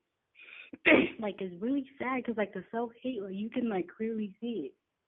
Like I would hear someone like, oh, like they would just like talk about, oh, they're ugly, they don't like their nose, and Mm. all this other like self hatred, like things that we just like say. Mm. You okay? You're coughing more than I am. Are you all right? Yeah, I'm just really nervous. I'm usually a shy person, so I'm like, Don't be yeah, nervous. You sound young. How old are you? 17. You're 17. Okay. Well, you have to remember that when colorism stems from self-hate, and self-hate is something that is pushed on us from colonizers and people that have something to gain. So they want you to hate your skin. They want you to worship their skin color. They want you to hate your features, so you worship their features. So you put them on a pedestal, right? And when you worship other people's features and other people's complexion and you hate yourself, you will also hate other people that look like you. And that brings about colorism. So that's where it comes from. So it's understandable why people do that, but it's about fighting that self-hate with self-love and re-education so that we don't also convey that self-hate onto other people in the form of hatred. All right? Okay, yeah, I understood. I know what colorism and like self hatred and like the Willy launch. Like I like study all this, and I try to explain people my age because they don't usually know. Like they're not socially aware, and I just try to explain to them like, this like goes back to like 400 years of brainwashing, etc. Uh-huh. You need some water. Oh, I have water with me.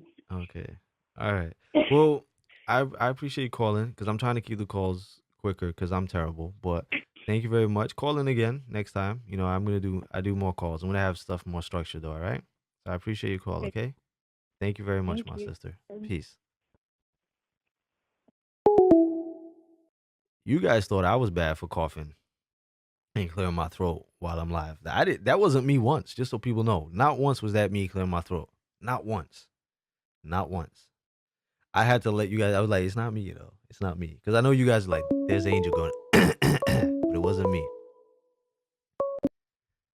Hello. Hey, Angel. Hi. Hi. Hey. What's up? Yeah. Nothing. What's up?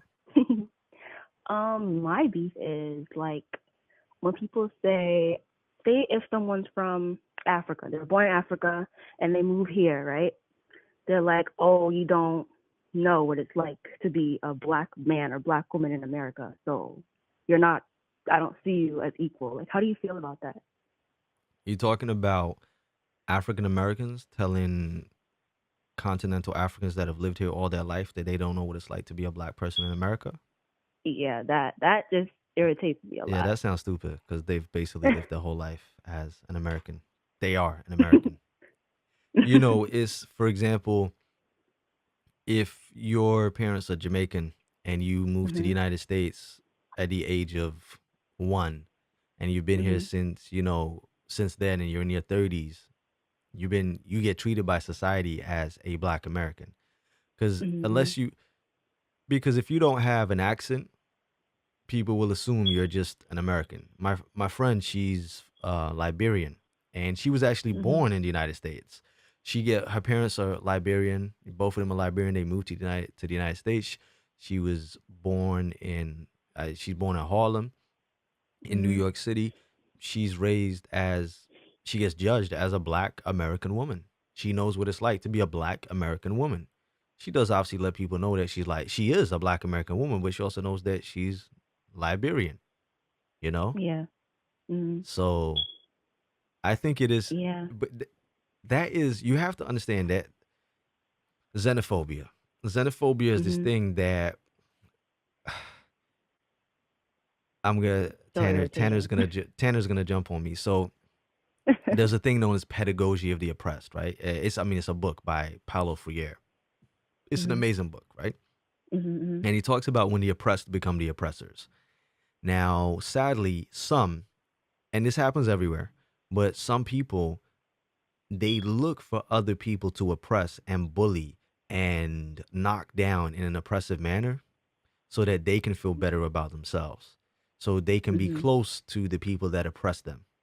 With Mhm. African Americans, they've now kind of been on this whole ADOS thing, and they're like, this is our country, this is ours, you guys are not, we don't want you to get anything, blah, blah, blah. And I understand, Mhm. it's for reparations, and no non-American black people are trying to get reparations that is specific to African Americans. We think it should be theirs, and that's it. But it has Mhm. become something so negative and bitter. The same thing Mhm. happens. I mean, the same thing happens in some African countries.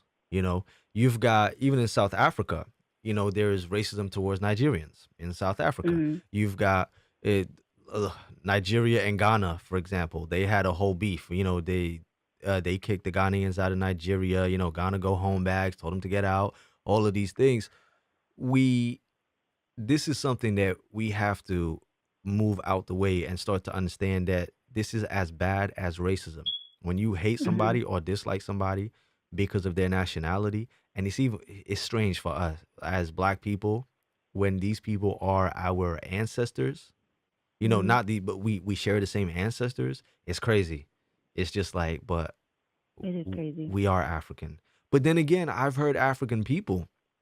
I've heard my friend was Nigerian. Well, he is Nigerian, but we're just not friends anymore. He was so negative towards me, and he would be like, "You guys don't have any culture. You guys were slaves and this and that."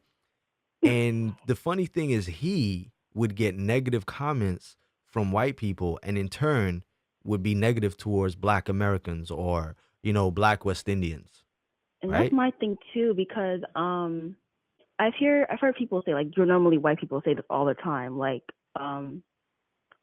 African didn't come for you when you were sold into slavery. Like, how do you feel about that? You know what? It's like when they're Mhm. like, "Oh, African people did it."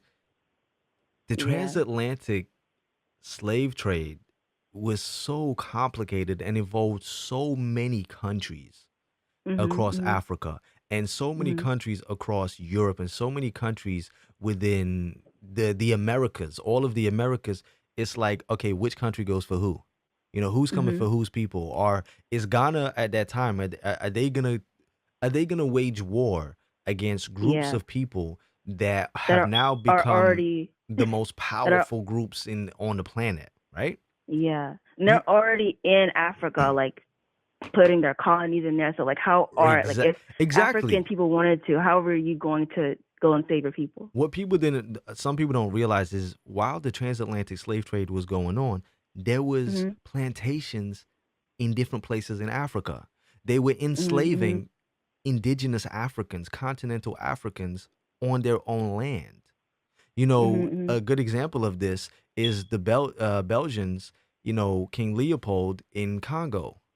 They were enslaved. That was probably one The of worst, the 10 worst million. Holocaust ever, 10 million. right? And I had it. Oh yeah. And that's up until recently. So people don't understand that it wasn't like, oh, we can just go. We can just go and get our people back. Or you know what? We're gonna get some boats, or we're gonna get a plane, and we're gonna jump on a plane. We're gonna get our people. But you know what's even funnier? Even What? funnier than that. Even if they did, the majority of our people wouldn't have even gone back home. Yeah. We don't want to go home. We don't. So many of us complain about the oppression here. We complain about how we are treated. We complain about slavery, the Jim Crow era. We complain about all of these things, and we hate it. And we talk about, you ain't trying to go home to Africa. Even look, how many people do you think have taken up Ghana's invitation? Very few people. Selassie, Haile Selassie, told Jamaican people that Ethiopia was their land, and if they wanted, they could move to Ethiopia and have land in Ethiopia. How many Jamaicans do you think moved to Ethiopia? Not many. And this was a long time ago. You know? So again, we talk about, you didn't come get us. Would you, even if they did, would you have gone with them? Nah, you like it here. You like it here because this is all you know, and this is what you have been conditioned to think. This is the best that you can get. So. And I had a teacher, and she was Indian, but she would say if I said something about slavery or what happened, of course she'd understand, and she was understanding about it, but she would be like, there's no oppression Olympics, and whatever. But say if it was the Jews, the Jewish Holocaust, oh, you're racist. No, it's so important. No. So I'm like, okay. Yeah. So yeah, that's just like we get the worst.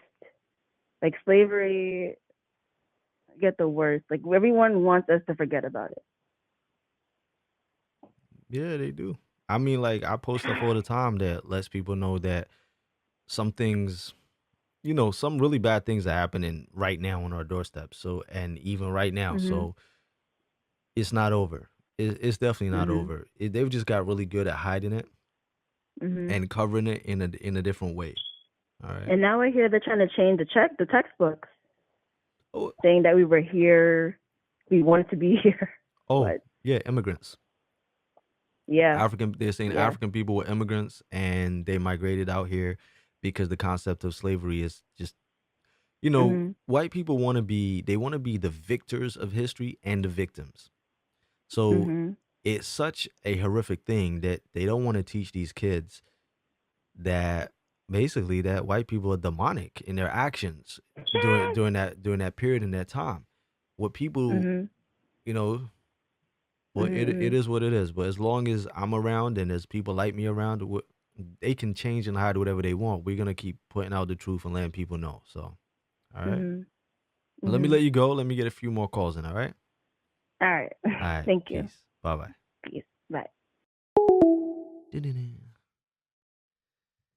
Somebody said there's an invitation. Yes, Ghana has invited Black Americans, and I think Black people of other nationalities in the Americas to move to Ghana and live in Ghana.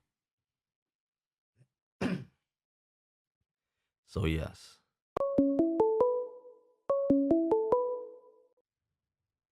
Hello. Angel. Hello. Hey, what's up, man? I'm good. How you doing? Hey, I'm doing well. Listen to your show, and I have a little bit of beef. Okay, go ahead. All right, my beef is I have a so I'm mixed. I guess was since Puerto Rican's not a race, but my half of my family comes from Puerto Rico and the Black American Puerto Rican, but my dad's side they're Creole from Louisiana. Okay. So just like you, Puerto Ricans don't consider me Puerto Rican because I don't speak Spanish, and I don't exactly know exactly where my grandfather came from because he's passed on, whatever case it may be. Right. But with Black Puerto Ricans, they don't say, well, for one, you're not Puerto Rican. Two, like we're not black, so you're not related to us. And my issue is, yeah, we are. It's just we have a different, I guess, cultural, I don't know, upbringing. So Black Puerto Ricans don't really consider themselves black to say enough we're related. But like I have issues with them because they don't treat me like, hey, you're Puerto Rican. It's like, well, you're black and X, Y, Z. And I'm like, we still have the same kind of, I guess, story. So I don't understand like why, Black Puerto Ricans don't consider themselves one black, and then other people that are similar to them, unless Well, you're from Puerto Rico, New York, then yeah. they have an issue with you. All right. So to play devil's advocate, when we say black, they think we're talking about African Americans. All right. Right. So Yeah. Puerto Ricans that look like African Americans, or African people, to them, they're like, yeah, we have dark skin, we have thick, curly or coily hair, we have big lips, broad nose, whatever, right? But Right. we're Puerto Rican, we're not African American. So a lot of times when you would say, but you're black, they're like, they think that black means African American because that's kind of like how America has kind of coined the phrase that black is for African Americans, even though there's loads of countries across the world where black people call themselves black, right? Right. So now with there are you are right that when you talk about like Puerto Ricans in New York who are black, that's because they're off the island and they understand more. They're speaking English, they get it, they grasp the concept of culture and race and see that they are what they are. So they get it. So the new generation do kind of get it, not all of them, right? Right. But the thing as well with that is there are Americans, black Americans, that you can be a Puerto Rican as black as midnight, but they won't even class you as black because they're like, no, you're not black. You're Puerto Rican. I don't care what you look like. You're Puerto Rican because you're Puerto Rican. You speak Spanish, however, and they could be sitting there like, but I'm darker than you. What are you talking about? Right. So there's two sides of the argument. I get Puerto Ricans that say, bro, I don't deny that I'm black. Americans tell me I'm not black and I'm black. Yeah. So there's literally two sides of an argument. It's once we start to understand what we need to grasp is what a lot of people need to grasp is African American means an American person of African descent. Afro Boricua means a Puerto Rican person of African descent. It's the same thing. It's exactly the same thing. One is situated in the United States. The other is situated in Latin America. No difference other than that. Now, once we both grasp that, and there are many Americans that grasp it and see it and understand it, and there are many Puerto Ricans that see it and understand it, but there's also many on both sides that don't get it. So now you're saying your Puerto Rican side of your family, you're saying that they are black? Right. Well, so what happened was my father, not my father, my mother's dad, he's Puerto Rican, but my mom never met him because my grandmother never told him he had a daughter. So he, went on his life and didn't know he had kids. My mother grew up without a dad. But coming to find out he was from Puerto Rico. And so with that being said, she never understood why she had struggles. Everybody thought she was Puerto Rican. She's like, nah, I'm good. I'm black because I'm from Chicago, whatever. But come to find out, her dad was, and he was like a lighter skinned Puerto Rican. Right. And so that whole side of his family is sketchy.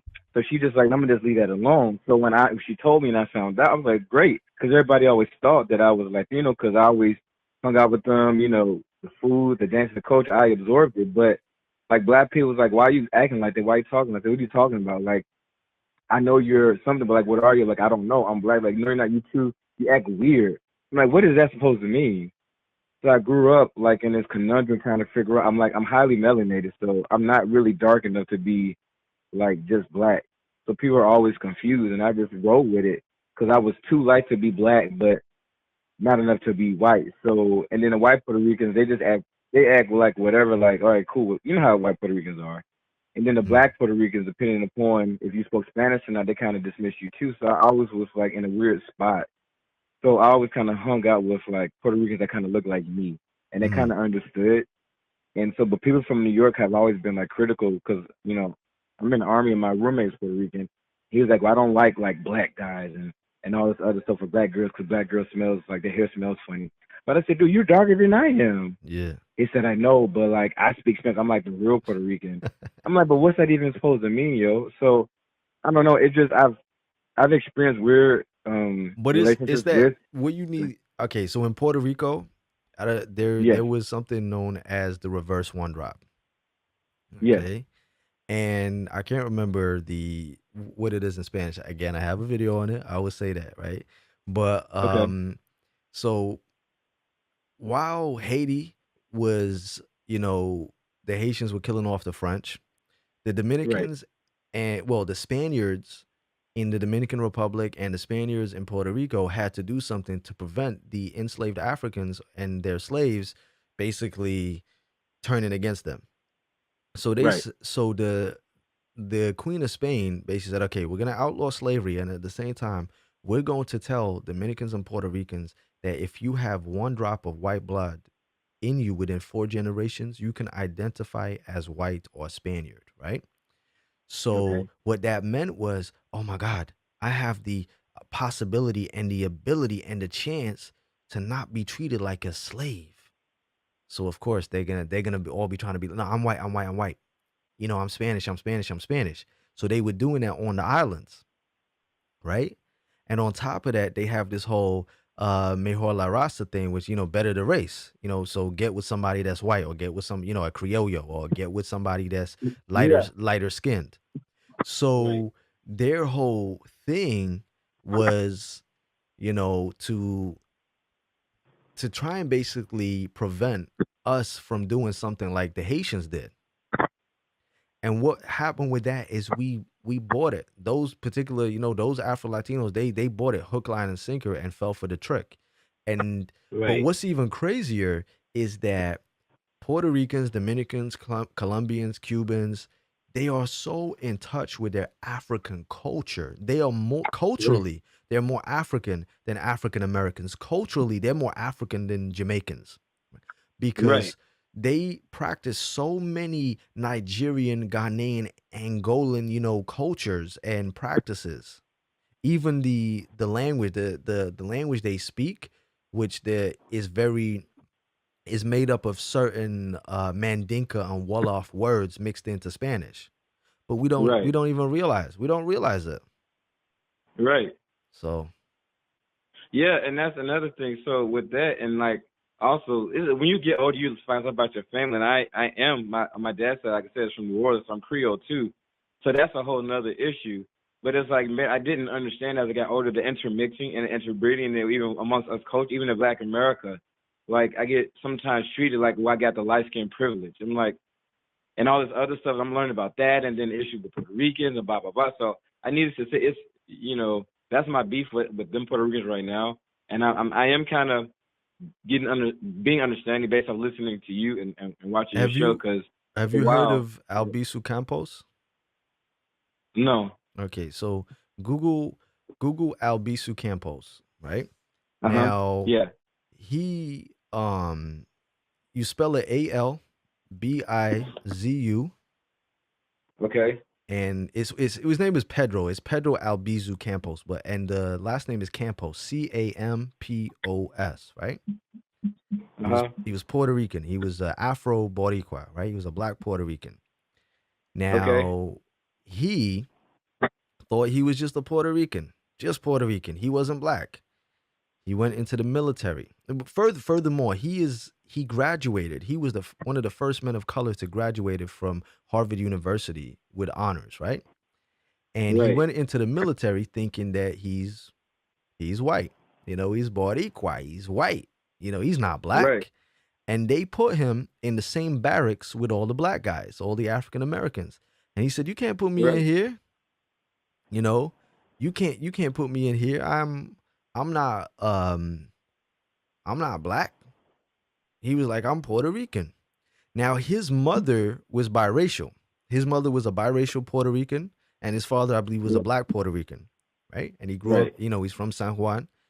Now, Mhm. when that was his wake up call, when he realized that he was black, and he came into Puerto Rico and started, you know, he was an attorney, he was a politician, and he started an independent Puerto Rican movement, which fought against racism in Puerto Rico and blackness, you know, and fought for blackness and rights for black people in Puerto Rico. So Google that. That'll help you as well to understand that this has been going on in Puerto Rico Right. for a long time. So Okay. there's a lot Okay. going on. Right. Hey man, well I appreciate you taking my call, my time, No man. worries. Keep up the good work, man. And All much right. love to you. Cool. All right, Peace. later.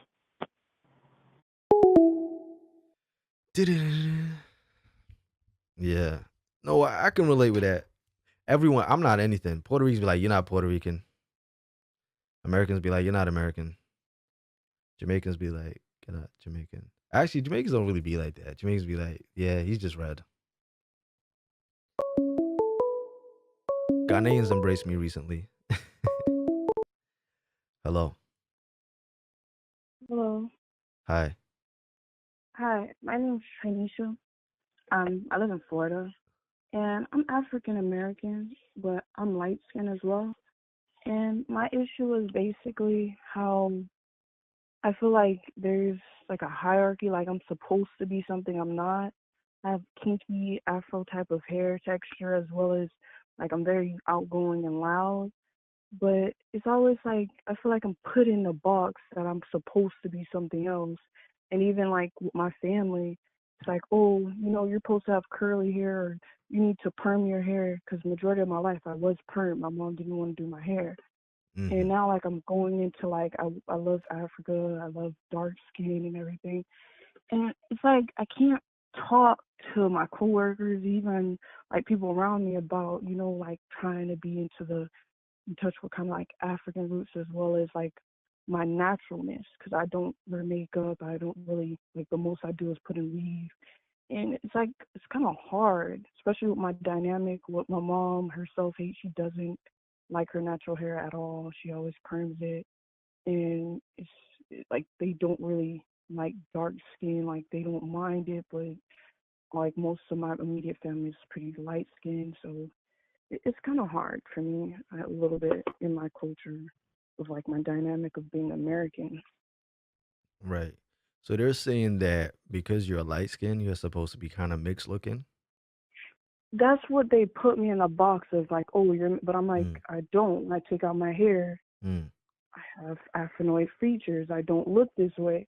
Mm. But like my Haitian friends or my dark skinned friends, they're automatically like, oh, we're black. Or if I go and I act all loud and stuff, they're like, oh, you're just an African American. You're just so loud and ratchet. Mm. But then everyone else praises. Like when white people do it, they praise it.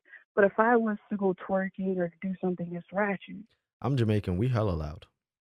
We're all oh, loud. I lived in the islands. Like Yeah. I know that's why I said I lived in the islands compared to coming back We're to loud. America. And I I got mean, not older. all Jamaicans are loud, but a lot of us are loud. But what I would say is don't let anybody put you in any box. Don't let anybody say what you are or what you have to be, right? You don't have to be, you know, you know, quiet. You don't have to be this, you don't have to be that. Look at me. I'm light skinned. I'm hella pro black. I'm hella pet. At least I think I am, you know. No one can tell me I'm supposed to act a certain type of way. There's no way that we're supposed to act. All right? Anyone, Yeah, but If your Haitian friends don't respect you, then yeah, cut them off. Don't be friends with them. Like no one has to be that's in a position where just because other black people who are not American say something that they have to accept it. You don't have to. You can say, all right, if that's how you feel, and you don't like me that way, it is what it is. Well, You know, but you the thing find. that kills me Mm-hmm. is that like all the Haitians that I work with and stuff, I had went around and asked the dudes, I'm like, would you date an American girl? And every single one of them said no. They said they would smash them, they'll have sex, but they would not date an American girl. They feel as if what portrayed on media and how, because like I'm American, I know we have to do, like they don't understand, and I tell them honestly, we have to. Growing up, our parents, my mom she had me at 18. She didn't know how to be a parent, so we act so much like sisters. We don't have like that connection as a mom daughter relationship. So when I'm like, we have to be strong growing up. We have to do this. They say, well, I can date a white girl. She's going to go ahead and obey me. I don't have to deal with arguments. Or I'll date a Haitian girl. She's going to cook for me, clean for me, nothing. And it bothers me because it's like, I'm like one of the only Americans there. Right. And that happened. Like, I'm in Florida where it's very diverse. And like, it's hard when you're like rarely around your Americans. And when I do get around Americans, we can relate. But at my job, I don't work around Americans. You know what? What I can say is not all Haitians are like that. You know, and this is a fact. But the people that are like that, let them leave them. You don't need them. I know that some people are very tied into their culture. I know a lot of people that are kind of like they need to be with somebody of their same culture. Then they're not even bothered about the race. They just want it to be of the same culture. And if they don't want to be No, with you and they but don't want they to be date friends with you, outside of the race. huh? And they just don't date Americans. They just won't. And it's not even that, like, even because my boyfriend's Haitian, like, it's like he said when he grew up, it was like they're Americans are portrayed as gangsters and thugs. So it's like, don't be like that. And like I said, I lived in the island. I lived in St. Martin. It's a total different culture shock. Like coming back to America, I'm like, wait, like y'all get free lunch, y'all get this. Like we had to work twice as hard there to do the same things that they did. And the schooling there was way advanced than coming back to America. Like I came back and I was like, I did this. It's like sixth grade, fifth grade. Like why am I doing this over? But it's supposed to be the land of the free. Like I said, there's ignorance everywhere, and everybody's on that journey. And some people are gonna travel that the correct path, and some people are not. You have to find like-minded people, that see exactly what it is, and you will find that. Some people you can wake up. There are some people you can talk to, but you'll know the people that are willing to listen, and you'll know the people that are not willing to listen. All right. I'm so grateful. I was brought to your channel by the Madam Michelle a couple months ago, and I just always try to catch her live, even though you just randomly go live. I So do, thank and you then so I much del- for and then I answering delete me. them like I they know never existed. I go to your website sometimes. That's I even show my cousin as well because she's okay. trying to build a business. Now, All I right. thank you so much for answering my call. No And thank worries. you so much. Have a nice Have a day. All wonderful right. day. All right. Peace. Bye-bye. Okay. Let's say 30 more minutes and then the calls are done. 30 more minutes and the calls are done. So we going to try and keep them at 5 minutes, yeah? What I'll do is I'll let y'all have 5 minutes, and if I talk, we'll kind of stop the clock. Hello. Hello, Angel. Hi. Hi, I have a question. I might have an answer. Can you be serious? I am being serious. I said I might have an answer because I might not. I don't want to sell you like false hopes. Okay, well, I'm just gonna, start talking. So this is how I feel. I've been watching you a lot and another YouTuber, I believe it's Chrissy. So I know, I just been watching a lot of pro-black things because I've been wanting to just stay in tune. So this is a question I have for you. I was watching a video of hers, and then a lot of videos she says like light women are not like allies of darker women, right?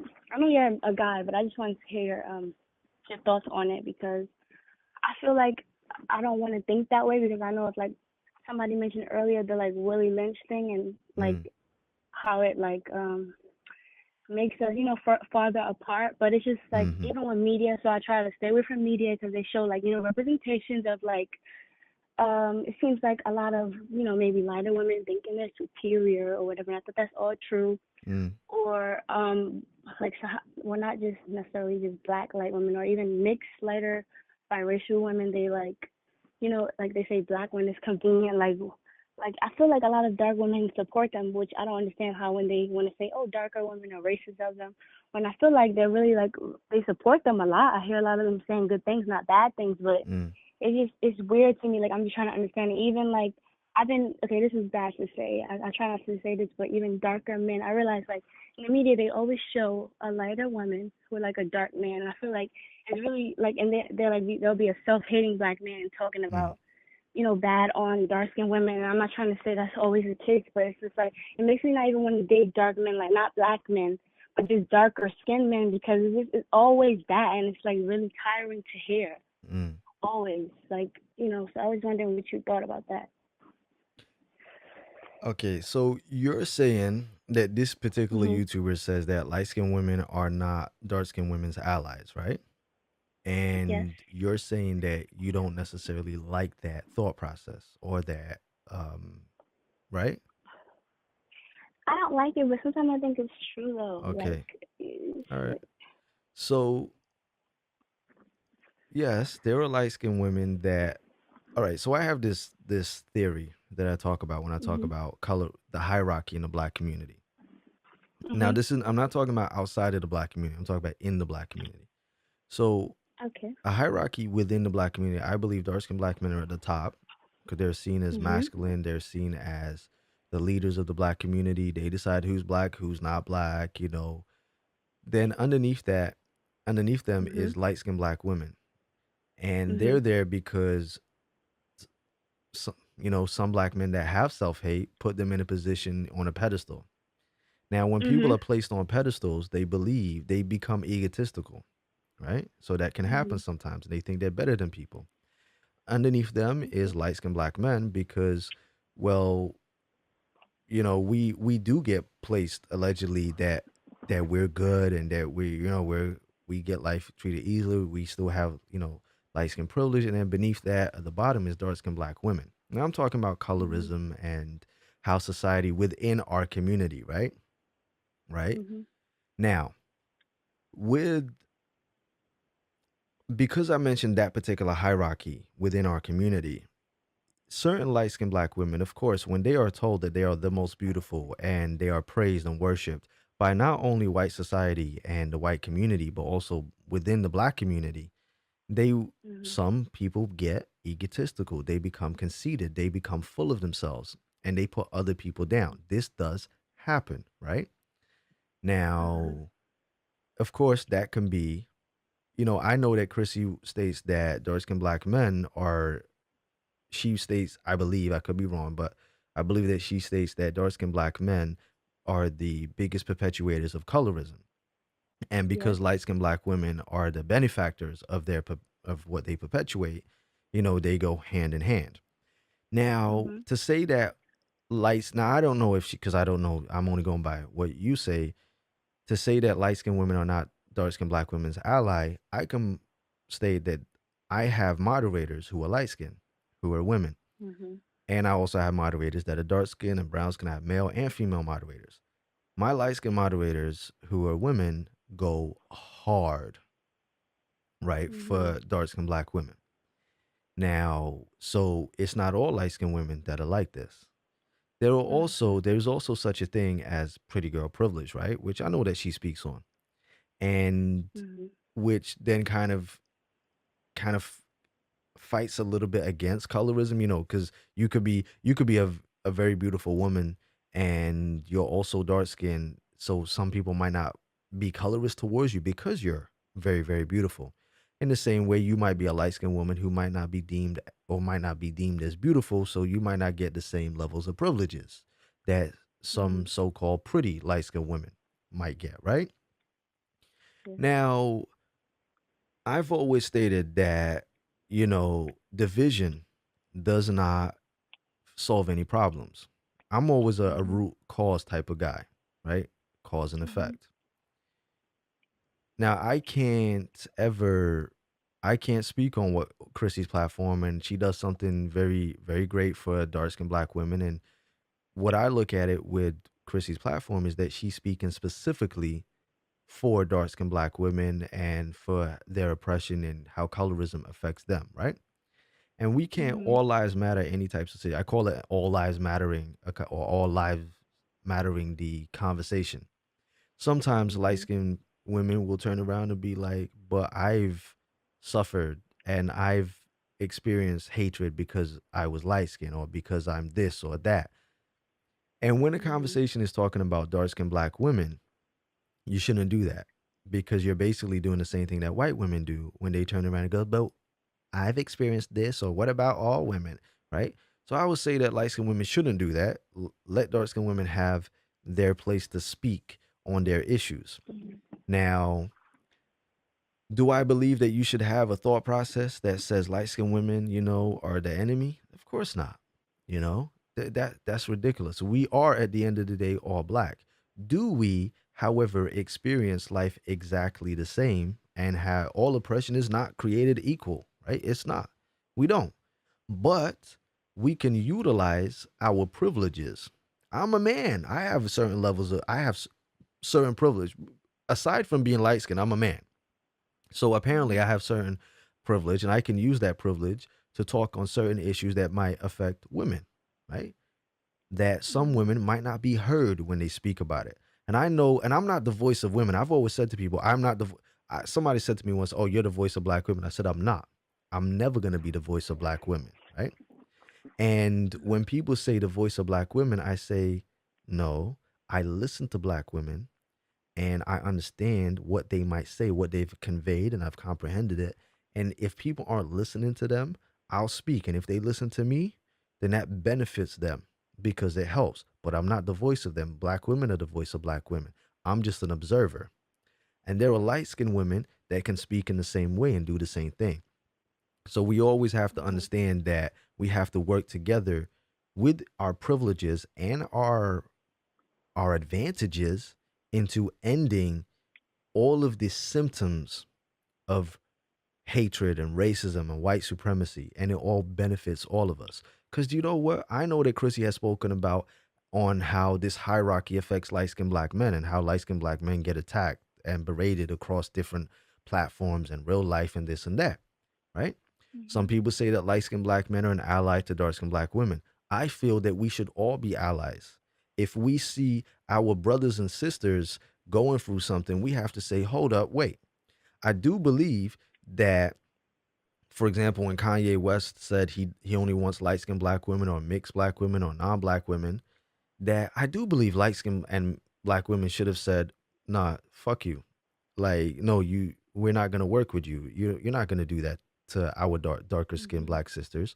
However, you also have to understand it's very hard for people to basically say, yeah, I'm gonna kind of cut my nose off to spite my face because it's a sacrifice. Some people don't know how to make that sacrifice for a better cause. Does that make Mhm. sense? Yes. And some people do. Some people do know how to do that. But what I would say is, there are light skinned women that are stuck up and think they're better than Mhm. dark skinned Black women. Sometimes we have to look at the reasons why they think that. What is the cause, right? Mhm. What Yeah, I is what definitely is the thought about cause? that. So The causes. Yeah, I definitely because exactly. I know for some of them feel like maybe they were bullied by mostly darker women, or maybe they feel like they're not accepted. Like they're not as Black because they're lighter or something. So it Mm. definitely is reasons. But I yeah. mean that's like I said, that's one possibility. Another possibility Mhm. is when you get placed on a pedestal, you get a little bit conceited and full of yourself. You Yeah, know, that's true. Because a lot of them say, "Oh, why do you want me to like turn down my privilege?" So yeah, it turns into that and all this yeah. extra stuff. So yeah, Remember, some but people thank you some for your people don't help. even know they have privilege. If you've experienced something all your Mhm. life, it doesn't even feel like a privilege. This is why Oh yeah, that this is is why true. white people say, "What are you talking about, white privilege? What are you talking about?" Because that's all they've ever known. Oh yeah. All right. That's true. Okay. Thank you. No worries. Okay, bye. Peace. Bye bye. Yeah, y'all already know. Like, so I will have the conversation, but I tackle that particular conversation in a different way. You know, my thing is unity. My thing is unity, but it's also not dismissing what people within our community go through. So, hello. Hi, Hi. Angel. Hi, this is my name is Jennifer. I'm calling from Oakland. Hi, Jennifer. Hey. Oh man. Where do I begin? What did I do? My mom was part of the Black Panthers. So I'm on some revolutionary type issues, right? But I feel like I'm mixed, okay? I identify being black, but I am mixed. I am light skinned. And I feel that when I do try to speak and uplift my people, I get discriminated against from my own people more than white people.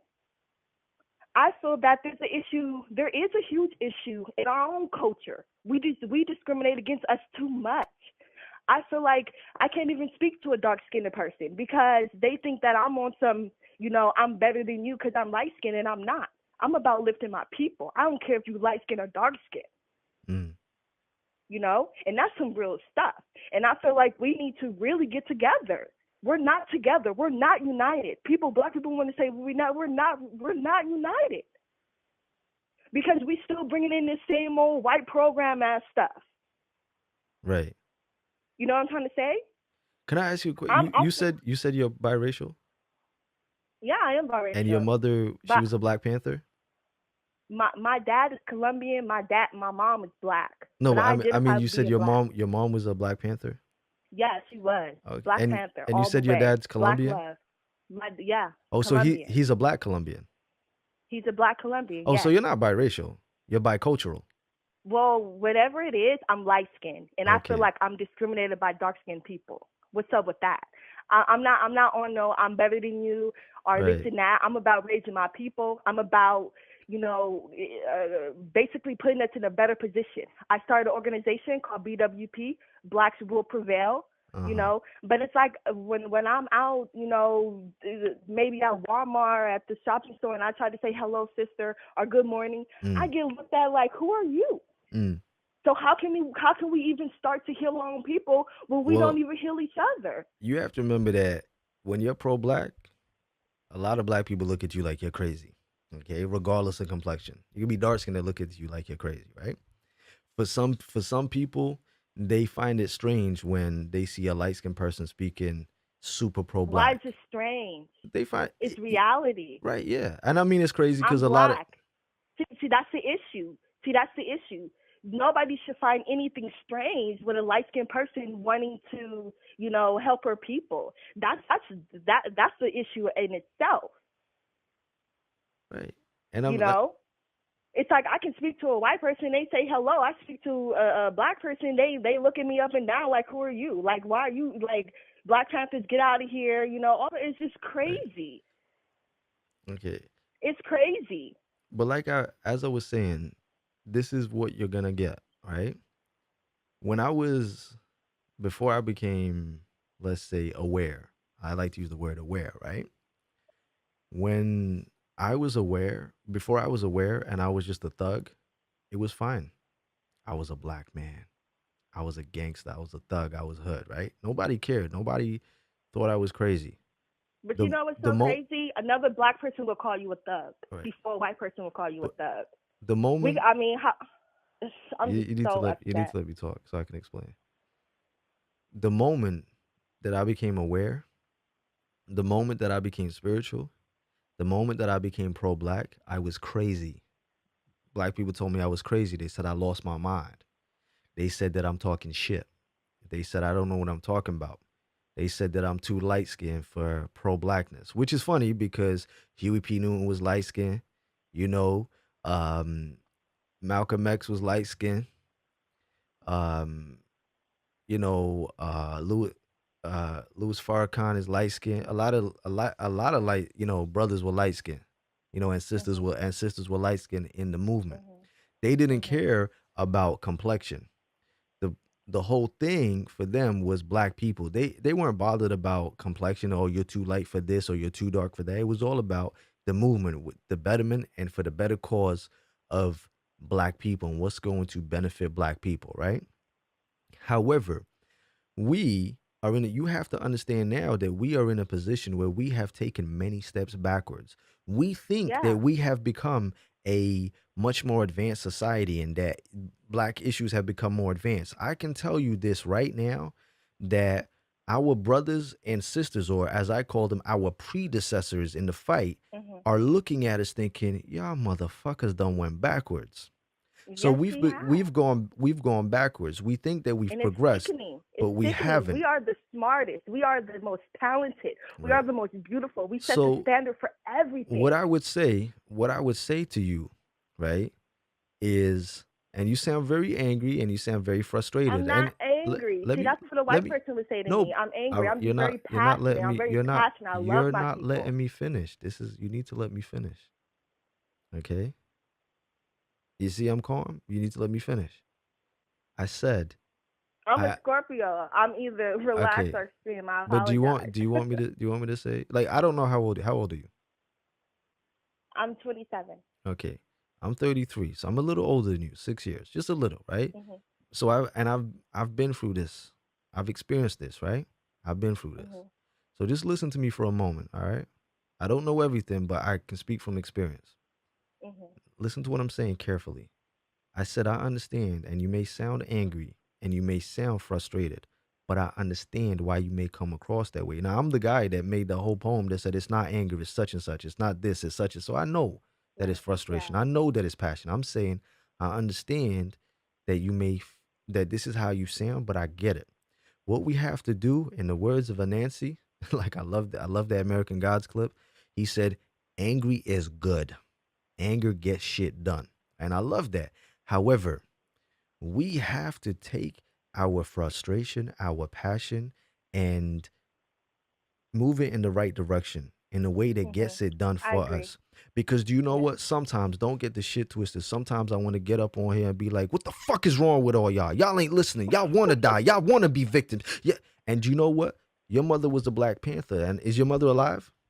No, she passed away. Okay, I'm sorry to hear that. But during the Black Panther movement, that's what happened. When they started to incarcerate some of the integral leaders and kill off the integral leaders, you know what happened to the Black Panthers? They became frustrated. They became angry, and they started taking it out on the people. You know, that's what broke up the Black Panthers, right?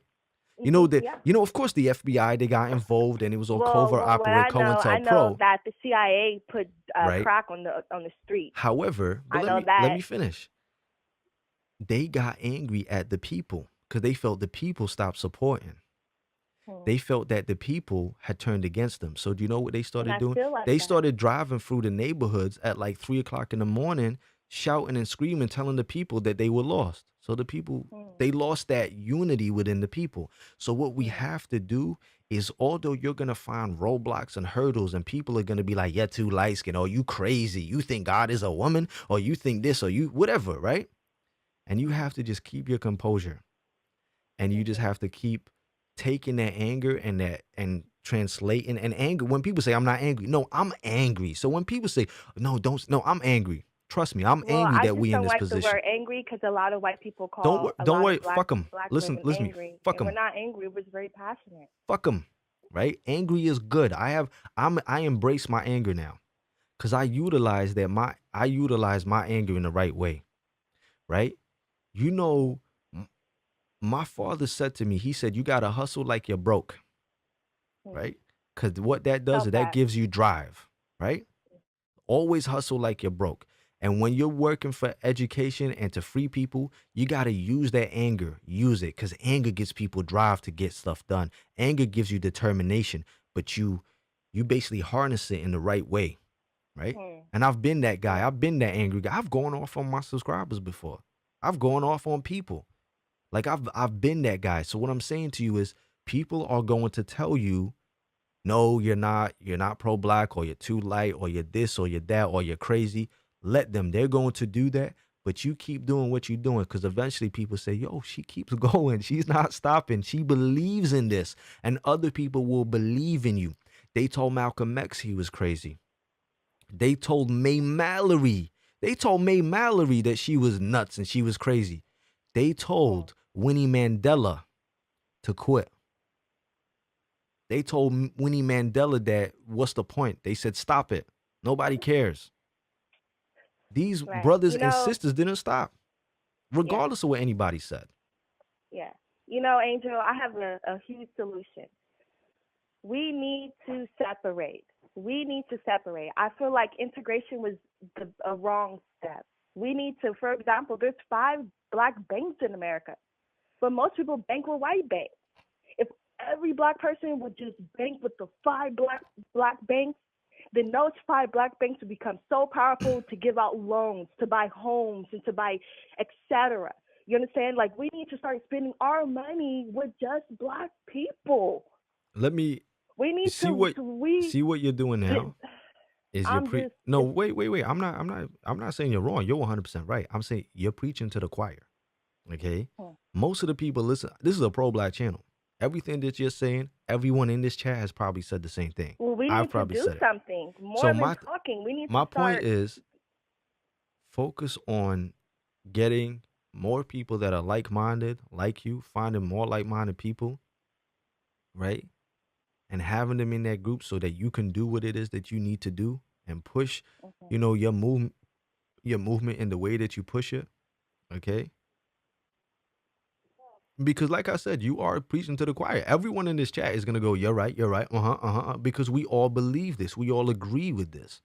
It's hard because the people here are all over the globe. Angel, we need to come up with a plan. There is a plan. Like, what's the plan? Black money is everything. Our money. Exactly. We spend our money with everybody. I mean, I go, for example, where I live, it's a little community, like Asian community, Asian banks. All the Asians spend their money there. There's the Hispanic community. But blacks, we spend our money with everybody. And that's the issue. And I'm tired of talking. We need to start. We need to boycott. Every time somebody gets shot that's black, we need to not spend our money. We need to hurt people in their pockets where they care. People don't care about this talking. People care about their money. Like I said, you're 100%. Black people spend the most in America. Listen, you're 100% right. Nobody is going to deny that. But the thing is this. You can't control other people's actions. All you can do is put the message and the seed out there and hope that other people hear it and follow your and also if you do the thing that you're saying that you do, some people will follow your lead, right? Focus on yourself. Do what you got to do. Do what you believe is right. And some people will they'll see that you're doing that and they'll follow your lead. Some people will, some people won't. Because I've been doing videos now since probably before 2014, but let's say around 2014. And I've been saying and preaching the same stuff. And I've realized that people are going to follow other people's lead. Once they see me doing something and I'm successful at it or it works, they'll start to do it. Some people won't, because some people they're comfortable in an uncomfortable situation, right? But I also know that screaming and shouting at people isn't going to get me what I want people to do. Trust me. Sometimes I want to scream and shout at people. Now you sound white. I just have a a strong voice box, a strong larynx. All right. Very passionate. All right. I'm going to hang up because you're not listening to me. Don't turn into the white now. Don't call a black woman angry. Okay? Again, I'm going to hang up because you're not listening to me. Okay, you're not listening to this woman really not listening to me. At no point did I say she screamed. At no point did I say she screamed and shouted. Not once. I was saying as an example, we need to be people that don't scream and shout at each other. Turn to the white. I don't know who you think you are talking to. And you can call me back and I'll tell you that again. Right? No one can say that about me. At no point did I say she was screaming and shouting. At no point did I say she was wrong. At no point did I say any of these things. Right? Yeah, she was really pushing it. Like, real hard body with the attitude thing. You know when people think that screaming and shouting gets their message across? Y'all gonna listen to me, my brother. Y'all gonna do what it is, my brother, because this is what I can get my same message across and not have to do that. Malcolm X was so calm. He was so collected. And he got the message across because you listened to the analogies and the way that he said it. And when I'm trying to explain to people, pay attention, listen, We don't need to scream and shout at each other, because that is, for those of you that actually know about the Black Panthers, because she came and said she was biracial at first, and then she was like, no, she's not. So I don't really know. But when people turn around and don't understand that one of the biggest reasons that the Black Panthers folded as well is because they ended up turning on the people. They lost that unity. It was the most funniest thing. Like, I know I didn't say anything negative about her. That's why I said I'm gonna hang up now, because you just right now you just want to be a victim. Like, and I'm not even trying to victimize you. I'm sitting here going, you're right, you're right, you're right. People need to understand context and paying attention. Context and paying attention. Right? Context and paying attention. Again, I'll finish what I was saying, because before she decided to go, sorry, you sound like the white man now. All right. We have to do as we do. Some people will follow our lead. We have to be careful not to scream and shout and attack people, right, within our community, because they're not going to listen, right? Because they're not going to listen. That was what I was saying.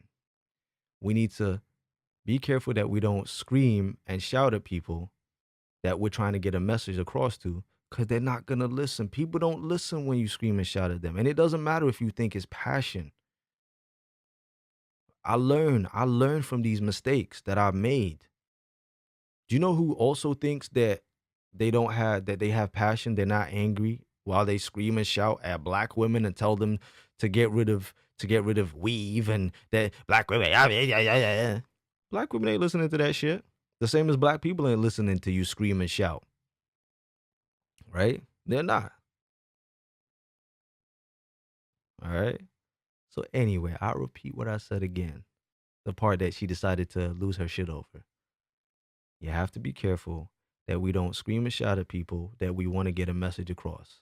Because regardless if you feel that you're not coming across that way, people won't take the message right. I've been there.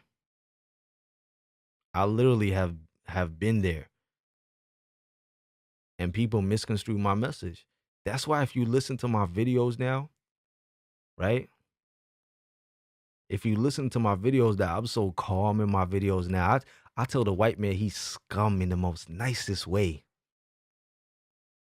Like, do you ever listen to my videos? When I could sit there and I could turn around and, for example, I might turn around and say, I'm just gonna, I don't know, we could be talking about white people, for example, right? And I could say, ask yourself a question. In countries like Tanzania, for example, where this practice also happens, who has that kind of money to just give away? The only people who have been convicted are witch doctors and hired killers, but they have never named their customer. Even when a death sentence has been given, never has a customer been named. In reality, we know the only people that are giving away $75,000 for a body are white people.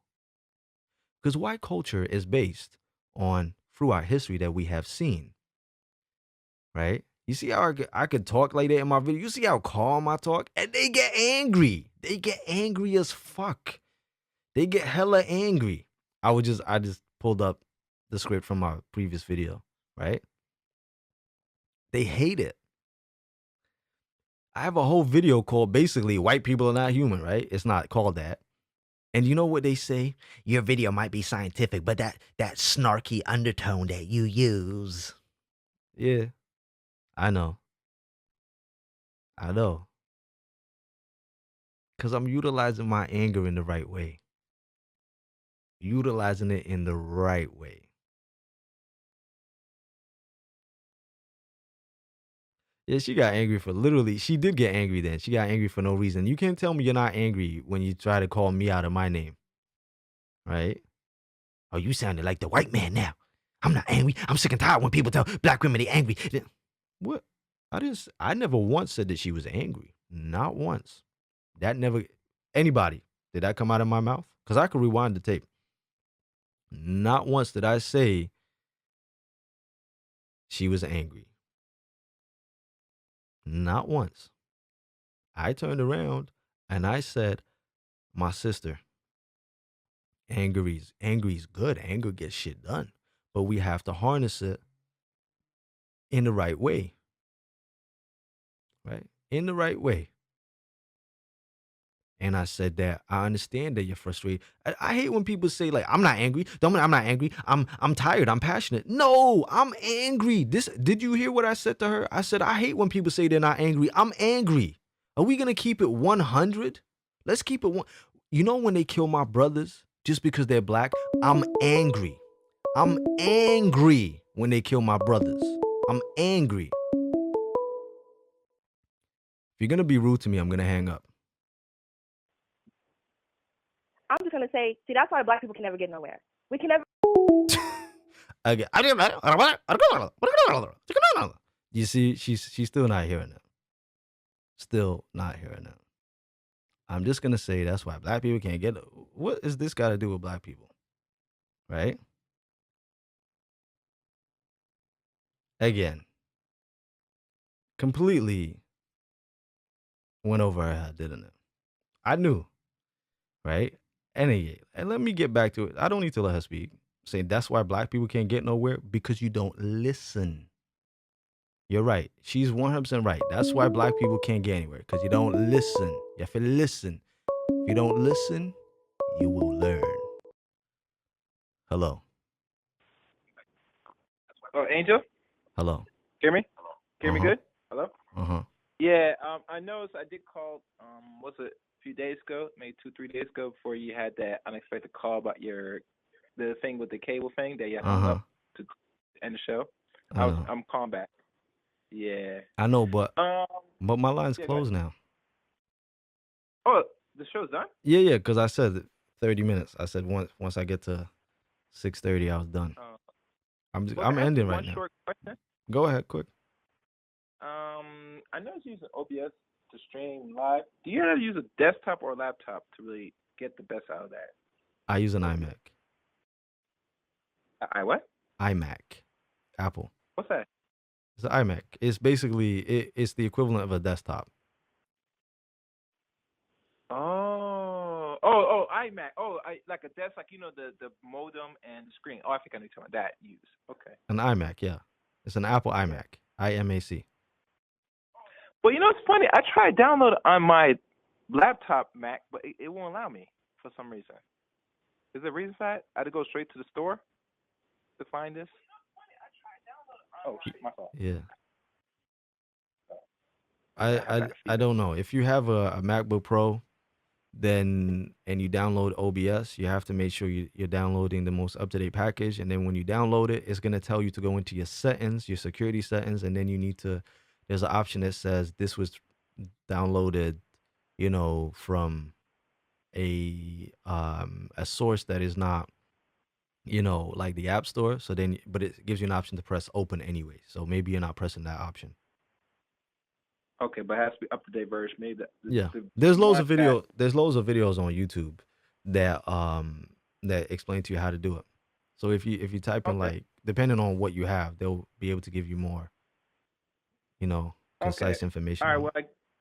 Well, so I take it I'm not gonna catch the replay since I called in very late of this stream. Right? Cool. Okay. All right. I'll have to wait a few days until it's on the website. All right. We'll talk. Yes. Peace.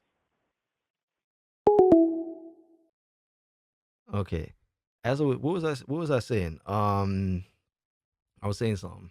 Yeah, as I was saying, I hate when people be like, stop calling and say, no, I'm angry. When my brothers get killed, I'm angry. When we are oppressed, I'm angry. When people judge us for no reason, I get angry. We need to stop acting as if like we can't be angry. We're freaking angry. Like I'm angry. I have like this whole poem that I put out, right? And God, I don't even know where it is. And I basically turned around, and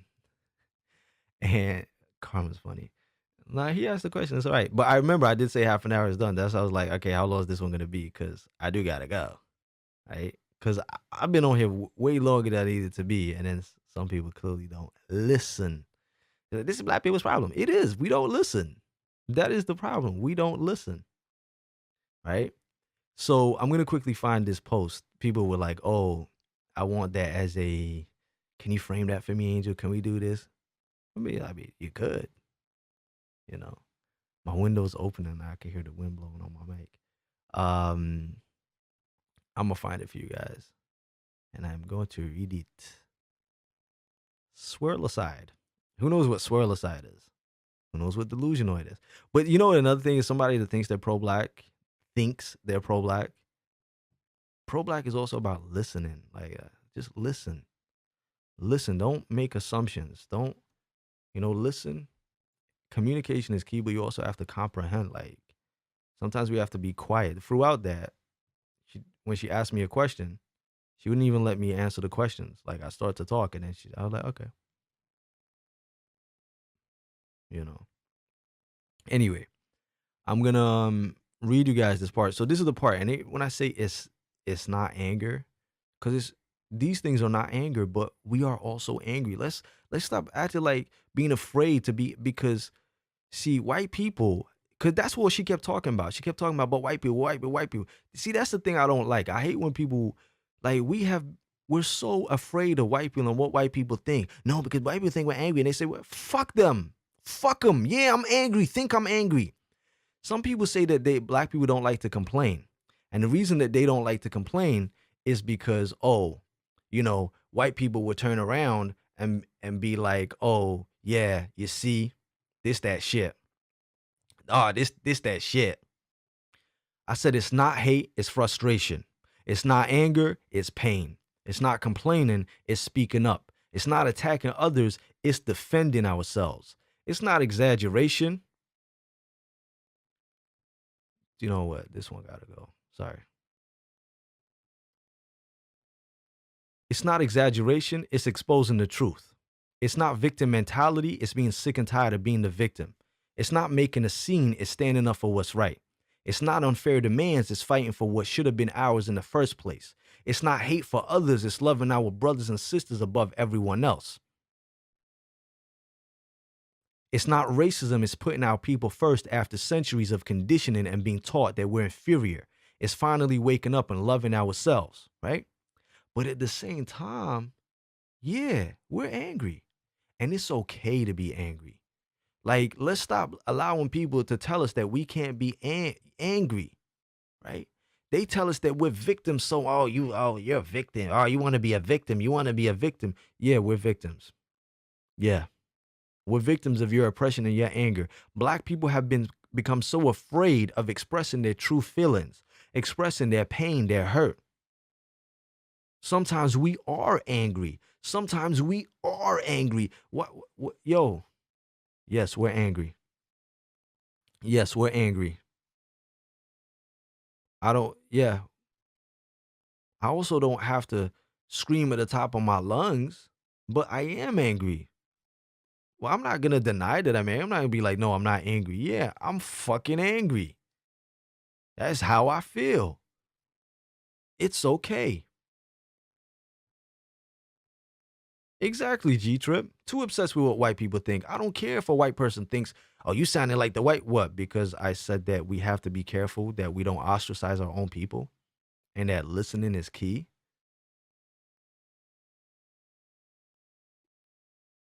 Right? We have a right to be angry.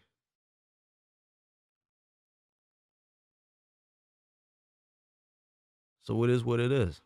There was nothing strong about her. She just rude, like, for no reason, because she just liked to sound her own voice.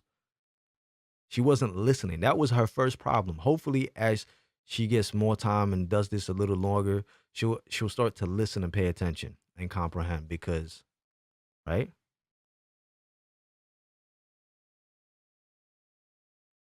There's nothing wrong with black women being angry. If black women are angry, they have reason to be angry, allow them to be angry. They should be angry. They should express their anger. I feel that they should express their anger. But at the same time, we also have to direct it in the right way and harness it in the right way. Utilize it in the right way. Anyway. Vicky said, that is an unfair statement. Nobody understands more than Angel. Listen to his videos. Angel never once disagreed or called her an angry black woman. In fact, he said he had, I know. See, Vicky listened. Not once did I agree with that woman. Not once. Not once did I disagree. Sorry. Not once did I disagree with her. I sat there going, I agree. You're 100% right. 100% right. 100%. The whole time I said she was right. Then I said, I understand that you may sound. I said, may sound. I said, I understand why you may sound like you're angry, frustrated. And she said, I'm not angry. Don't call me angry. I said, all right, for one, I said, I understand why you, just listen. Exactly. Do you know what I'm going to do? I'm going to actually play it back. I'm going to play it back. Hold on. I'm going to play it back. It's important for me that I play it back. Hold on. I'm going to play it back. Oh, I know I was patient. I didn't have to be. I'm going to play it back. She started off so well, then. That nigga Angel. Fuck him. No, Lily was not the caller. Lily's the one whose boyfriend doesn't say he loves her. It's not him. Okay. Finding more like-minded people, right? And having them in there. You have to just keep your composure. They will prevail. And think they're better than dark-skinned black women. Sometimes we have to look at the Oh man, where do I begin? What did I do? My mom was. So this is the call. I'm playing it back. My mom was part of the Black Panthers, so I'm on some revolutionary type issues, right? But I feel like I'm mixed. Okay, I identify being black, but I am mixed. I am light skinned, and I feel that She was confused. One minute she's mixed, next minute she this. Anyway, I'll just be quiet. when I do try to speak and uplift my people, I get discriminated against from my own people more than white people. I feel that there is a huge issue in our own culture. We discriminate against us too much. I feel like I can't even speak to a dark-skinned person because they think that I'm on some, I'm better than you because I'm light-skinned, and I'm not. I'm about lifting my people. I don't care if you light-skinned or dark-skinned. And that's some real stuff. And I feel like we need to really get together. We're not together. We're not united. Black people want to say we're not united. Because we still bringing in this same old white program ass stuff. Right. You know what I'm trying to say? Can I ask you a question? You said you're biracial? Yeah, I am biracial. And your mother, she was a Black Panther? My dad is Colombian. My mom is black. No, but I mean, you said your mom was a Black Panther? Yeah, she was. Okay. Black Panther. And you said your dad's Colombian? Black love. Yeah. Oh, Colombian. so he's a Black Colombian. He's a Black Colombian. Oh, yes. so you're not biracial. You're bicultural. Well, whatever it is, I'm light skinned, and I feel like I'm discriminated by dark skinned people. What's up with that? I'm not on no I'm better than you or this and that. I'm about raising my people. I'm about. Do you know what? Do you know what? I think I was being trolled. This call is full of shit. Now I listen back to it because I was trying to read the chat at the same time. She was like dark-skinned. Who says dark-skinned? Right? She said that she feels discriminated against by dark-skinned people. No pro-black person would ever say that they feel discriminated against by dark-skinned black people. A pro-black person understands the struggles that dark-skinned black people go through. That's why I asked her about her mom, because I was like, your mom's a Black Panther and you're biracial? You got a white dad? Because I was confused. How your mother is a pro. I've never heard any pro-black person, pro-black, say that they are discriminated against by dark-skinned black people. See, I've talked about my experiences with dark-skinned black men in the hood and stuff like that. But I've also understood why these things. Anyway, let's listen. Let's go back to it. I started to listen. I was like, wait, hold on. basically putting us in a better position. I started an organization called BWP, Blacks Will Prevail. You know, but it's like when I'm out, you know. Hi, Jennifer. Hey, oh man, where do I begin? What did I do? My mom was part of the Black Panthers, so I'm on some revolutionary type issues, right? But I feel like I'm mixed. Okay, I identify being Black, but I am mixed. I am light skinned, and I feel that when I do try to speak and uplift my people, I get discriminated against from my own people more than white people. I feel that there's an issue. There is a huge issue in our own culture. We discriminate against us too much. I feel like I can't even speak to a dark-skinned person because they think that I'm on some, you know, I'm better than you because I'm light-skinned, and I'm not. I'm about lifting my people. I don't care if you light-skinned or dark-skinned. You know, and that's some real stuff. And I feel like we need to really get together. We're not together. We're not united. Black people want to say we're not united because we still bringing in this same old white program ass stuff. Right. You know what I'm trying to say? Can I ask you a question? You said you're biracial? Yeah, I am biracial. And your mother, she was a Black Panther? My dad is Colombian. My mom is Black. No, I mean you said your mom was a Black Panther? Yeah, she was. Okay. Black Panther. And you said your dad's Colombian? Black love. Yeah. Oh, Colombian. so he's a Black Colombian. He's a Black Colombian. Oh, yes. so you're not biracial. You're bicultural. Well, whatever it is, I'm light skinned, and I feel like I'm discriminated by dark skinned people. What's up with that? I'm not on no I'm better than you or this and that. I'm about raising my people. I'm about, you know, what's up with that? Putting us in a better position. I started an organization called BWP, Blacks Will Prevail. You know, but it's like when I'm out, you know, maybe at Walmart, at the shopping store, and I try to say hello, sister, or good morning, I get looked at like, who are you? So how can we even start to heal our own people when we don't even heal each other? You have to remember that when you're pro-Black, a lot of Black people look at you like you're crazy. Okay, regardless of complexion, you can be dark skinned and look at you like you're crazy, right? For some people, they find it strange when they see a light skinned person speaking super pro-Black. Why is it strange? They find it's reality, right? Yeah, and I mean it's crazy because a Black. lot of see that's the issue. That's the issue. Nobody should find anything strange with a light skinned person wanting to, you know, help her people. That's the issue in itself. Right. And I'm you know, it's like I can speak to a white person, they say hello. I speak to a Black person, they look at me up and down like, who are you? Like, why are you like Black Panthers? Get out of here. You know, it's just crazy. Right. Okay. It's crazy. But like as I was saying, this is what you're gonna get, right? Before I became, let's say, aware, I like to use the word aware, right? When I was aware, before I was aware and I was just a thug, it was fine. I was a Black man. I was a gangster. I was a thug. I was hood, right? Nobody cared. Nobody thought I was crazy. But you know what's so crazy? Another Black person will call you a thug before a white person will call you a thug. The moment you need to let me talk so I can explain. The moment that I became aware, the moment that I became spiritual, the moment that I became pro-Black, I was crazy. Black people told me I was crazy. They said I lost my mind. They said that I'm talking shit. They said I don't know what I'm talking about. They said that I'm too light-skinned for pro-Blackness, which is funny because Huey P. Newton was light-skinned. You know, Malcolm X was light-skinned.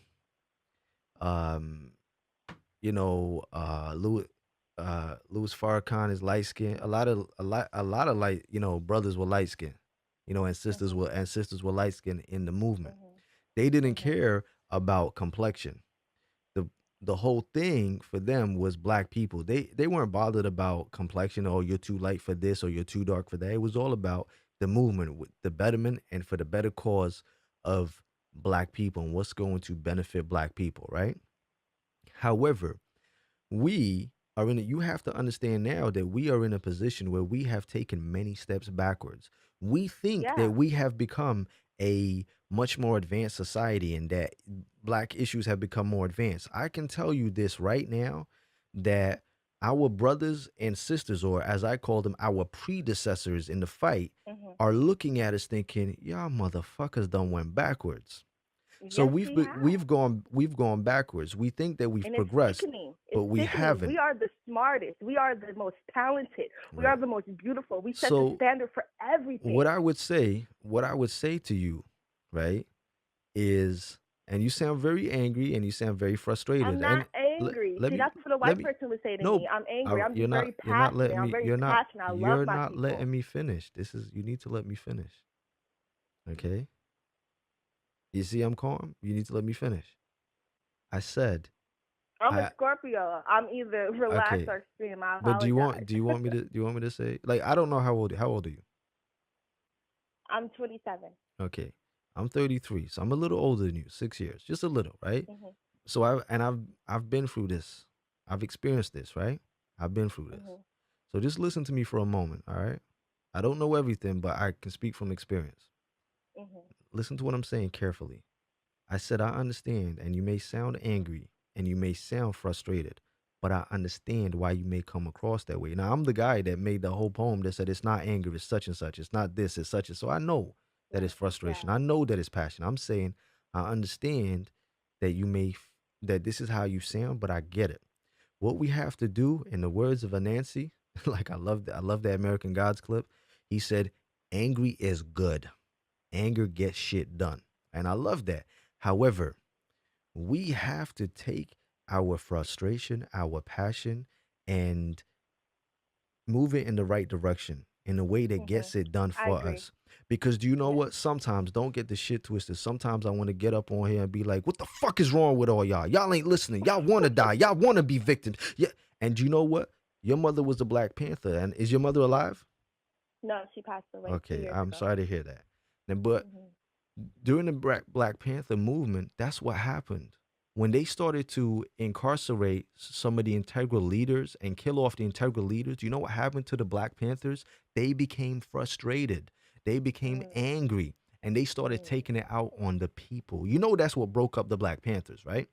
You know that. Yeah. You know, of course, the FBI, they got involved, and it was all covert Well, what I know COINTELPRO, that the CIA put right? crack on the street. However, but I know let that. me finish. They got angry at the people because they felt the people stopped supporting. They felt that the people had turned against them. So do you know what they started doing? They started driving through the neighborhoods at like 3 o'clock in the morning, shouting and screaming, telling the people that they were lost. So the people, they lost that unity within the people. So what we have to do is, although you're going to find roadblocks and hurdles and people are going to be like, you're too light skinned, or you crazy, you think God is a woman, or you think this, or you whatever, right? And you have to just keep your composure. And you just have to keep taking that anger and translating and anger. When people say I'm not angry, no, I'm angry. So when people say no, I'm angry. Trust me, I'm Well, angry I that just we in don't this like the position. word angry because a lot of white people call a Don't lot worry, of fuck them. black Listen women to me, angry, fuck and we're them, not angry. We're just very passionate. fuck them. Right? Angry is good. I embrace my anger now, cause I utilize my anger in the right way. Right? You know, my father said to me, he said, you gotta hustle like you're broke. Right? Because what that does is that gives you drive, right? Always hustle like you're broke. And when you're working for education and to free people, you got to use that anger. Use it, because anger gives people drive to get stuff done. Anger gives you determination, but you basically harness it in the right way, right? And I've been that guy. I've been that angry guy. I've gone off on my subscribers before. I've gone off on people. Like I've been that guy. So what I'm saying to you is, people are going to tell you, no, you're not pro-black, or you're too light, or you're this, or you're that, or you're crazy. Let them. They're going to do that. But you keep doing what you're doing, because eventually people say, yo, she keeps going. She's not stopping. She believes in this. And other people will believe in you. They told Malcolm X he was crazy. They told May Mallory. That she was nuts and she was crazy. They told Winnie Mandela to quit. They told Winnie Mandela that, what's the point? They said, stop it. Nobody cares. These brothers and sisters didn't stop. regardless of what anybody said. Yeah. You know, Angel, I have a huge solution. We need to separate. We need to separate. I feel like integration was a wrong step. We need to, for example, there's 5 black banks in America, but most people bank with white banks. If every black person would just bank with the 5 black banks, then those 5 black banks would become so powerful to give out loans, to buy homes, and to buy etc. You understand? Like, we need to start spending our money with just black people. Let me We need see to. what you're doing now. Is you're wait. I'm not saying you're wrong. You're 100% right. I'm saying you're preaching to the choir. Okay? Most of the people listen. This is a pro-black channel. Everything that you're saying, everyone in this chat has probably said the same thing. Well, we need to do something more than talking. We need to start. My point is, focus on getting more people that are like-minded, like you, finding more like-minded people, right? And having them in that group so that you can do what it is that you need to do and push, you know, your movement in the way that you push it. Okay? Because like I said, you are preaching to the choir. Everyone in this chat is gonna go, you're right, because we all believe this. We all agree with this. It's hard because the people here are all over the globe. Angel, we need to come up with a plan.